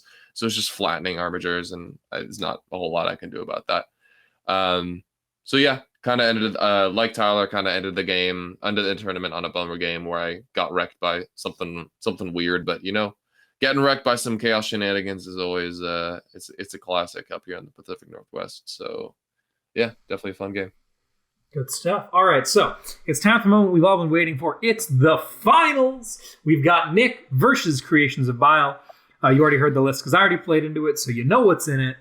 But to recap real quick, it's 10 Terminators, 15 Possessed, 8 Warp Talons, and a pile of big scary characters, including Abaddon. And let's see what they can do. Yeah, so we actually tied a conviction. This is an interesting mission because we can attack each other's primary since it's a hold 2, hold 3. It is also very interesting because you get a bunch of primary at the end. Like if neither of us have tabled each other and if someone is in the other person's DZ, you get the 12 for hold, hold 2, hold 3, hold more. And you also get 2 points for each midfield you hold on your opponent's side of the board and 4 points if you hold their home base. So basically, we know that we're going to crash into each other. One of us is going to come out on top, and then whoever comes out on top gets 20 points at the end of the game on primary. Sounds interesting. There's like 2 ways I can approach this. I can try to fight him, just like smash into him, or I can try to slow him down and go around him because his army's not that fast. He doesn't have that many resources on the board. I do things like Tomb Blades that can attack side objectives very well, especially that objective far from his home. I do have things like the Veil of Darkness to like drop in Lukas, which he has to be aware of. And in general, like my army moves 10 inches. Like it's pretty quick. So this game, I take Purge because pretty good when you're trying to keep people off you. I take no prisoners because I think he gives like 12 or 13 on it. So it's a no-brainer. I was thinking of taking Assassinate because normally I like to take things like no prisoners and Assassinate into armies where I think people are going to rush at me, especially with their melee characters. I was cautioned against taking Assassinate from a few people who had played Zach, though. They were telling me, I was like, Tyler had just played him. So I was like, all right, dude, give me some advice here. They were saying that Zach loves to keep his characters like inside of a pocket on his Terminators. And they're like, do you think you're going to get to that? I'm like, I don't know. That was a mistake. I should have gone with my gut. I should have gone with Assassinate over Banners. Playing this matchup now and like seeing how it goes, there is a moment in the game where Zach has to kind of lurch his Terminators forward and hit me, or else I get to be the one to dictate combat. And as soon as he does that, his characters are left behind his army, which means that Scorpex can go walk around the Terminators, or the King can go fly over them and kill all the support characters. And I'm able to pick up a lot of Assassinate points. Also, the Disco Lord and Abaddon are coming right into my army. So if I'm not dealing with them... Oh, and the Master of Executions is coming right into my army. So there's 3 beatstick characters that want to come at me. 2 are pretty easy to kill. Abaddon's a pain in the ass to kill, but the Disco Lord and the Master are really easy to kill. And like they give 6 points on that. And if Zach doesn't want to use those, cool. They're assets that are now out of the game. He's probably losing. This game, I go first, which is pretty nice. I'm able to like pick up a squad of Possess for free with the Lukas. I'm able to send some Tomb Blades over to his far objective and clear some cultists and start attacking that there. He responds. He fails his 1 charge he needed to make. Bummer, dude. The Terminators move up into the middle. They're advancing because they have like strat to like advance and remain stationary. So they're advancing, shooting. Turn 2 comes around and he fails Illusory Supplication. This is a really bad for him because it's on a 2-up, gives the, trans hitman no rerolls to the Terminators. We're both looking at this. He realizes, okay, I failed this. So now I have 2 options, which is walk away from Nick so he can't charge them, which he probably loses the game now because I'm going first. I'm like in control. Or he has to walk towards me and try to charge me, which if he fails the charge, very bad. If he makes the charge, pretty good, but now he's in my lines without illusion and he just has to hope, -1 to wound T5, 5-up, feel no pain, and his, innate tankiness on a 2-up armor contempt saves him, right? He decides to go for the I'm going to commit everything now, which is definitely the right call. He commits everything, and the Terminators crash into my lines. I have a squad of Scorpex up front with -1 to wound 5-up invuln, and he tries to do something because he rolls like a 6 on Abaddon's advance, so he's like, I'm going to keep some Terminators back to look out Sir Abaddon, so you can only shoot Abaddon at a weird angle. So only 7 Terminators are able to actually punch the Scorpex because of this. I think he kills 1, and we're like, okay. You killed 1 through -1 wound 5-up invuln. They don't have any wound rerolls, right? And after the 2 Power Fists and 2 Chain Fists attack, it's like everything's like strength 6. It's winning on 4s with no rerolls. He had Chapter Master on him, but yeah, he killed 1 in a bit. Not great. Or maybe he killed 2 and 1 came back. Net at the end was there were 5 there, so not good for him. I respond by hitting him with 2 squads of Scorpax. They're like fully buff, like Plasma Sight, Hungry Void. They got the King nearby. The King doesn't charge the Terminators because there's also these Possessed that are slamming my far objective, and I'm like, I need to push them off so I don't keep getting like 4s. And so I sent the King into charge there instead of into the Terminators. My reasoning behind that was the King's fight last there is fine, but my hope was -1 to wound, 5 up invuln would be able to tank Terminators again, at least like enough that like my Basher Blades are at least left, because if like my 2 Reap Blades are left, like that's still like a good amount of damage into the Terminators. What ended up happening was the first squad whiffed terribly. I think I got either 6 or 7 wounds through with the Reap Blades, and he made all but 1 save on 5 up invulns. And I'm like, bummer. And then he rolls Feel No Pain and he takes like 1 damage. So I'm like, okay, my hardest hitting thing did 1 damage to your Terminators. That is unfortunate. The reason why like Locus and the King didn't shoot into them either is because I was shooting Possess, and also the Disco was not Lookout Surd, and I decided to take that opportunity to just shoot the King at him, because if that guy gets into my lines, he probably one-shots the King, and I don't want to kill that guy in melee because he fights on death and kills whatever kills him. So I'm like, I'm going to take this opportunity to kill that guy while he's out of position. So those Scorpex whiff massively. I think with the Threshers, they end up killing like 2 Terminators. Those Terminators fight on death, do a little bit of damage, and now he goes, okay, now I'm going to fight first and hit this squad through -1 to 5 up invuln. And this is like, the same thing as before. He ends up killing 4 Scorpex this time, and none of them come back. So no, he kills 5. There's like 1 guy left. There's like 1 guy left after all this. None of them come back. I'm like, okay. So like the exact opposite happens to me. I fail like all my important invuln. This is not what I expected to happen. I kill like 1 more Terminator. So I think there's 5 Terminators and 1 hurt one. And I'm like, this is not good. He revives 1 and heals 1 with the mop in the next turn. So another 6 Terminators.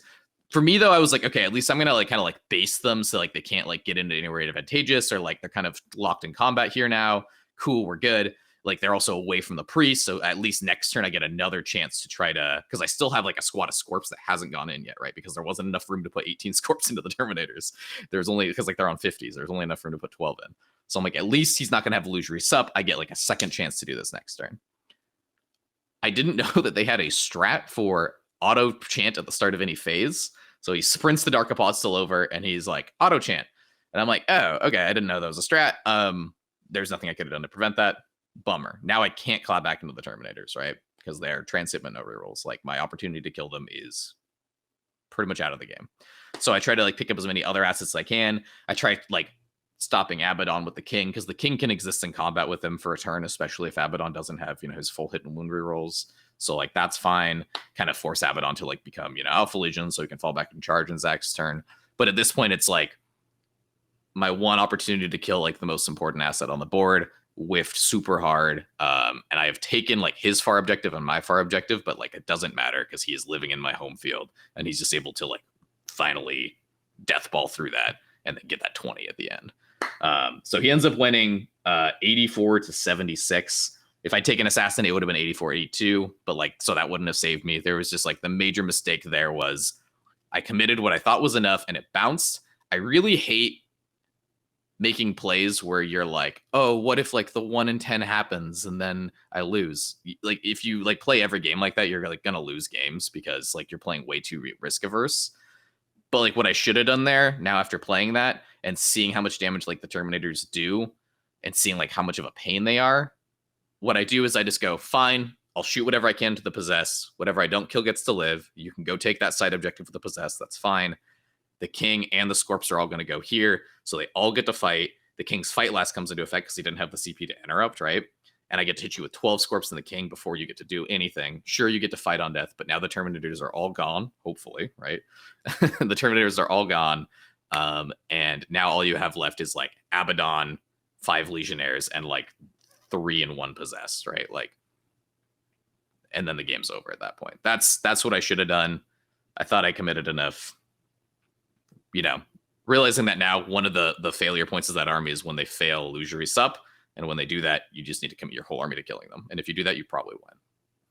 So that's that was the big learning moment from that game. Definitely feels like Bile has an issue spreading out.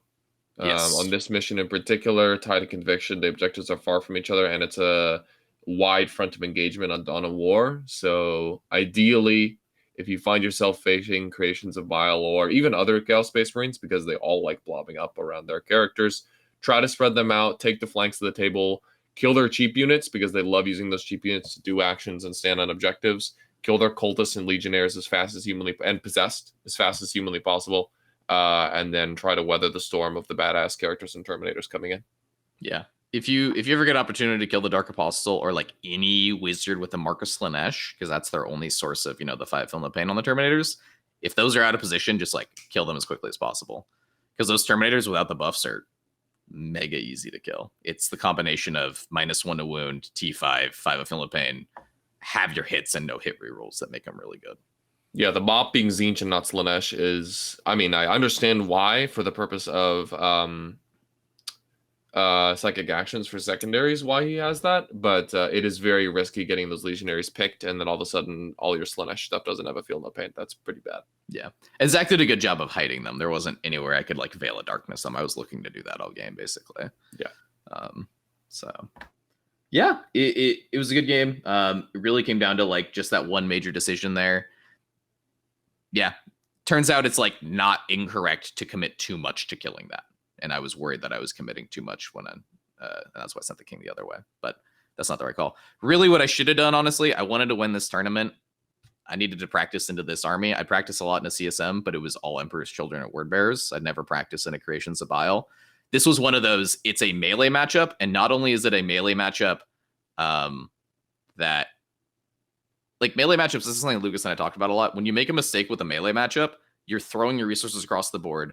If you bounce somewhere, they get to immediately punch you back. And also your stuff's like, mostly they immediately get to punch you back. So you're immediately losing assets if you make a mistake. And more so here, because it's like, if I charge with 2 squads and like this squad here, like doesn't really do enough to like hurt, but also like hurts enough, then they immediately get to fight on death and like remove from the next squad before that squad gets to activate, right? So it's like whiffing into this army in particular in a melee army is like really bad because they immediately like kill you twice with the fight on death and like their interrupt and everything. So yeah, it was one of those where as soon as I made the mistake, I realized the mistake I made, but it was too late because I'd lost too many assets and there's just no coming back from that. So it's just like, practice for those moments. And then, yeah, don't make little mistakes like that again. So. Very cool. All right. So unfortunately, we gave Zach the path around on Lukas to go through us, and we weren't able to quite get it done. So TNG ends up a little bit defeated after day 2, and because of the draws, Nick, you ended up in what, 4th? Yeah, there were 2 people with draws. So I was the highest scoring 4-1 because, Necrons, but yeah. Mm-hmm. Another classic loss on top table and then getting knocked down to 4th. Yeah. Man. All right. Well, reflections overall on the tournament, and then we'll do list adjustments after this. Yeah, I had a ton of fun. Obviously, day 2 was a bit of a bummer for all of us. We went 1-4, and the one game we won was a team kill. So pretty unfortunate stuff, but we still had a ton of fun. Some great games, especially on those top tables. I feel like a lot of games we played there were really close, and obviously it's great to play against Zach and all the other guys up in Washington because they're all really solid competition. But I had good fun and definitely kind of lit a fire under me to do better next time because I was easily able to identify the things that I did wrong and the weaknesses in my list. Nick, how about you? Reflections on the event? Yeah, it was super fun. I still did pretty well. Obviously, that last game was my game to lose. I was beating myself up over like what was basically like one just major decision gone wrong. So, which is like tough to get off of sometimes, but like I said, I'm excited now about the next turn. I'm excited for like, doing better. Yeah, I was glad that the last game was like just very much like us making these like big sweeping decisions and like that leading to like 1 or 2 pivotal moments that changed the game. It was a fun final game. It didn't feel like anything was ever out of my control.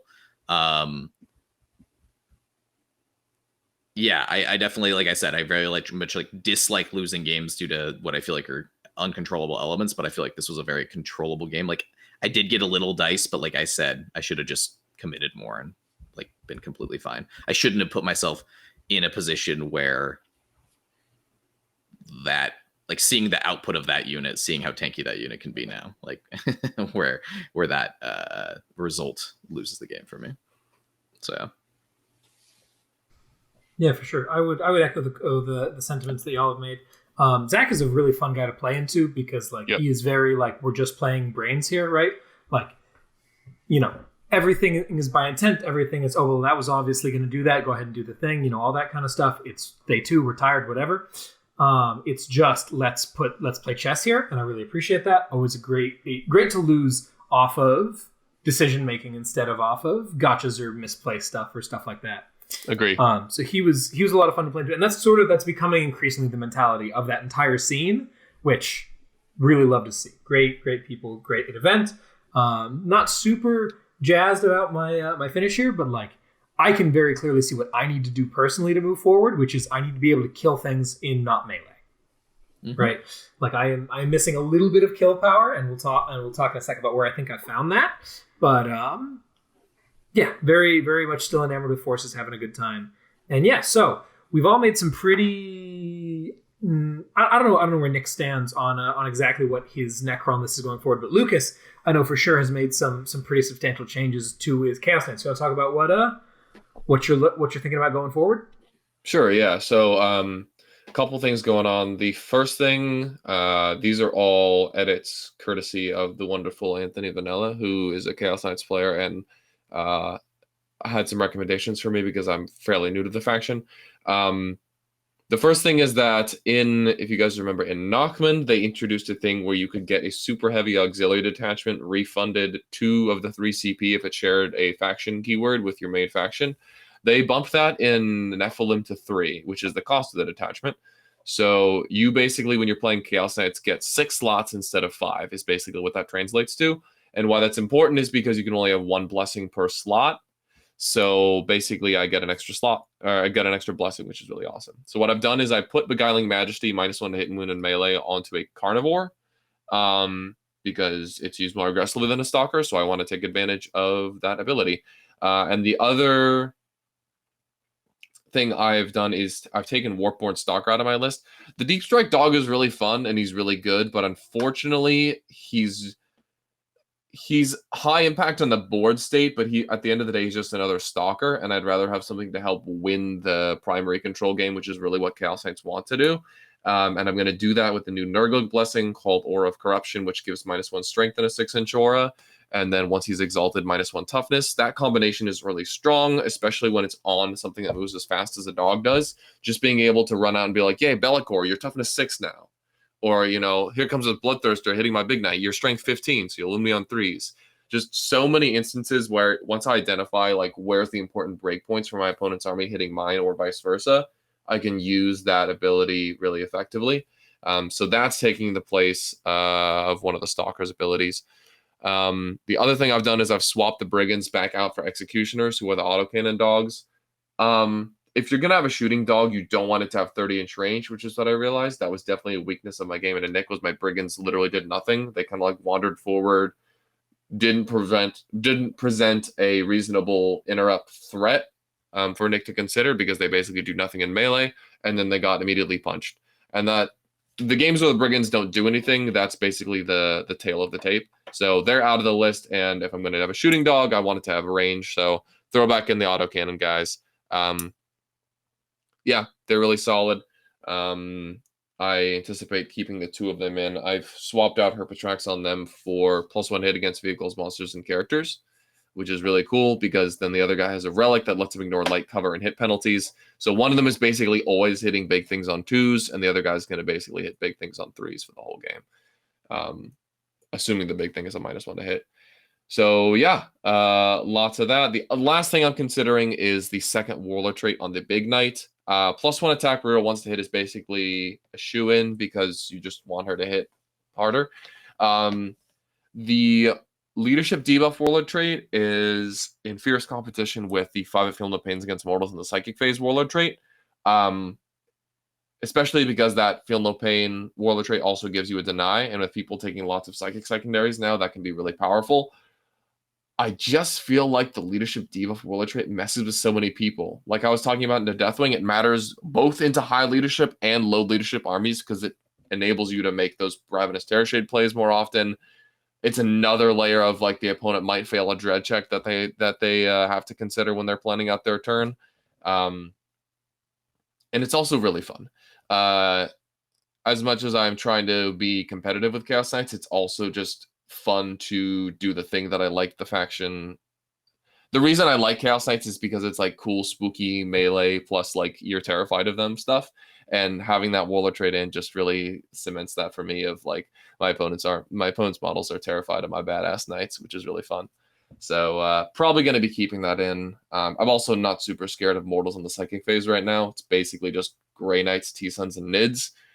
Obviously, Nids are scary, but Grey Knights I'm not super worried, and T-Suns yet to play that practice game. But I feel like given the T-Sun's predilection for being weak to melee rushes, I can just cram my entire army into his face and hope to keep him off the objectives for long enough. I don't think a Feel No Pain is really going to be the make or break there. So probably going to stick with the leadership debuff aura. Call me a snowflake, but I think it's hilarious and fun. So I'm going to do it. Seems good to me. I'll get to Nick last because he's our number one player right now. I like my list a lot. I just needed a little bit more damage, and I wanted the Broodlord out. Partially because Mission 11 doesn't get played a lot, and when it does get played, it's usually on day one, so like you can usually win that game anyway. But also, like, I'm tired of having 5 characters. If I can drop down to 4 characters, one of which is a Neurothrope, and then my Assassinate caps at 10, basically, instead of 15, that feels a lot better. Obviously, technically 13 is possible, but like it's very unlikely. So I like that a lot as an idea.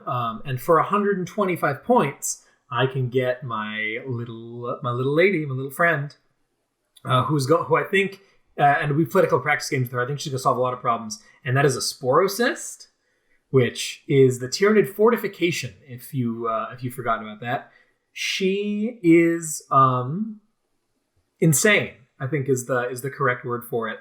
She spawns a unit of 6 Spore Mines every turn within 18 inches of her. And 6 Spore Mines do an average of 7 mortal wounds. So if you're positioned correctly, that's basically an extra 7 mortals a turn, which is plenty of non-melee output to do the chip damage that I need into things like Wolfen or Bile or Knights or what have you. We've played 3 or 4 practice games with her now, and she's performed phenomenally in all of them. So I'm very excited about that change. The points that gives up also allows me, with a couple of shimmying things around, allows me to pick up a 3rd Biovore, which is really nice. I think is what I've eventually settled on, because even more Spore Mines. And then for a minute there, I had the turn 1 outflank on a squad of 5 Acolytes. That's gone, I think, though. I don't think I have points for that anymore. So that was something for consideration. So that's the idea: is one less character, add a fortification, and do a lot more mortal wounds. And the Sporocyst has kind of become the central feature of the list in the last couple of games we played, both into Lucas's Chaos Knights and Nick's Necrons. And what do you guys think of her so far? The Sporocyst? Yeah, I mean, Tyranids basically have a second psychic phase at the end of the movement phase if they line up this mines right. So yeah, it's pretty good. She is invaluable into all a decent number of the armies that I know you have had trouble with in the past with this list. So for that reason alone, I think she's worth it. Mortals, especially ones happening at different times, like movement phase mortals, were really good in the meta right now. So yeah, definitely think she's powerful. Yeah, a free unit that move blocks is also very insane. It has the classic 1-inch bubble of don't come near me engagement range. You can pass over them, though. I don't think a single Tyranid player has ever told me that, except for you. So keep that in mind if you play into them. They are just like flyers where you can pass over them. You just can't end with an inch of them. I think they'd be a lot, more fair if like they were like endless spells in Sigmar, where you could just like base them. Like they're a free unit. The amount of move blocking they do is frankly ludicrous. Also, the fact that their mortals are not capped and are like so spiky. Like you could walk into them and take like 2 mortals, or you could walk into them and take 15. And you're like, oh, cool. There's my unit. Also, like the Nid player having full control over when they explode is a little bit annoying. There's not really, because like I remember old Spore Mines, I really enjoyed playing into them because like you could like kind of choose which unit gets to get hit by them. And I was like, this is kind of a cool thing to like have to worry about. They're strong. I definitely just need to like think about them. Perfect for someone like Tyler, who's constantly going to think about the best ways to optimize them. So I think it's a very good choice for you. Appreciate it. Yeah, I'm looking forward to seeing how they do on the tabletop in Olympia in a couple weeks. What about you, Nick? There's like a lot of different directions you can push Necrons at any given moment, and I know you're getting excited about leagues as well. But Necron-wise, what are we thinking as reflections of the tournament? At this point, I've played like the 3 different variants in my mind, like the Locust Brick, the double Catan, the double planes. There's like the double Catan, double planes I played. We played a practice game where I played no Catan and like a bunch of Scarabs. Is another variant. So it's really like if I keep playing Necrons, I'm going to have the same core in every list, in my opinion. The core I enjoy the most, the core I think I'm best with, which is King, 18 Scorps, 3 Plasmacytes and the 2 the Techno and the Chrono. After that, it's just kind of like, do you want the Locust Brick? Do you want Scarabs and like the Spider? Do you want like Catan? And it's just kind of like at that point, it's like a meta call based on what I think I'm going to play against. The Locust, I think, were really good. They were pretty weak into Knights because you don't really love spending the CP to reroll the wounds. But again, I think that like as long as you have, I think you could just beat Knights most of the time. Like the Necron Knight matchup is so Necron favored right now, especially with like player place terrain, right? Like and the Void Dragon. The Void Dragon's very strong too. I think you could still beat them without the Void Dragon if you had like a bunch of Scarabs, because like Scarabs can actually like take objectives from them. Scarabs can move block them. You got a lawless output, but you're still like very scary. The game might be something like a 88, like 56 win instead of an 100-40, but like you're still winning the game at the end of the day. Yeah. Just a 30-point win, big bummer, but you'll take it, I guess. Yeah, like that's the saying. Like it's the same thing with like cutting the double Catan into sisters. Like, yeah, sure, it gets harder, but like you probably still win by 10 points. At this point, it's all really just like we're all waiting with bated breath for the data slate. If the data slate nerfs Necrons in the way that everyone says they will, I probably won't play them for a while. if everyone gets all the wishes that they want, the Necrons are probably going to go bye-bye. We have no idea what's going to happen though. Are they going to get a light tap? Are they going to get like sledgehammered into the ground? Or are they going to get like an appropriate debuff? Like if they get appropriate debuff, I think they'll definitely still be playable, and I'll definitely like keep looking at them. But Leagues of Otan look really exciting. I love the model range. If they're as strong as everyone says they are, the advice I keep being given is play the best army you have access to if you want to do well in singles. So if they're better than Necrons, I'm going to go play them. So. But yeah, that's pretty much it. Just a few units added to my toolbox, which is nice to know that the Locusts work out, because I thought they were a meme for a while. Indeed, very nice. Alrighty, so there's sort of your wrap on Harbor Heresy. We've talked about the event, how we did, where we were at, where we're going forward. Very excited to see what's coming up next. You can look forward in the future. We'll definitely have some more Votann coverage. Is that box set and by extension the book out today? Tomorrow? It's on pre-order today, yeah. It's on pre-order today, so it'll be out tomorrow next week. Or something, yeah.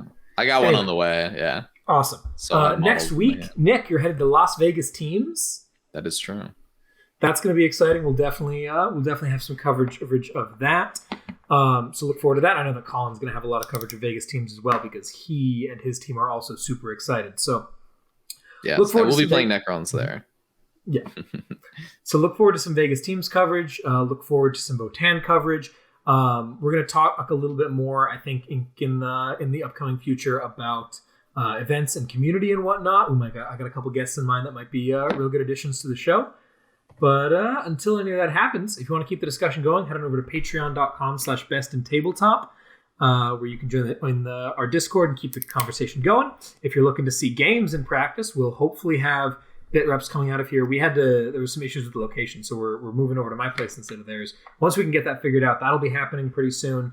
And you got bit reps from the Frontier guys and from Colin's team as well. If you want to check all that out, go over to our YouTube channel, youtube.com/bestintabletop. If you want double the content, you can become a member and get access to the members only area. And I think that's basically. Oh, and go over to, like I said earlier, go to bestintabletop.com/store, buy our merch. It's very cool, and it does financially benefit us directly as well as the network as a whole. So would love to see your support wearing that stuff at events. With that all being said and done, I've been Tyler. I've been Nick. And I'm still Lucas. And we'll see you next time. Take care, everyone. Juice.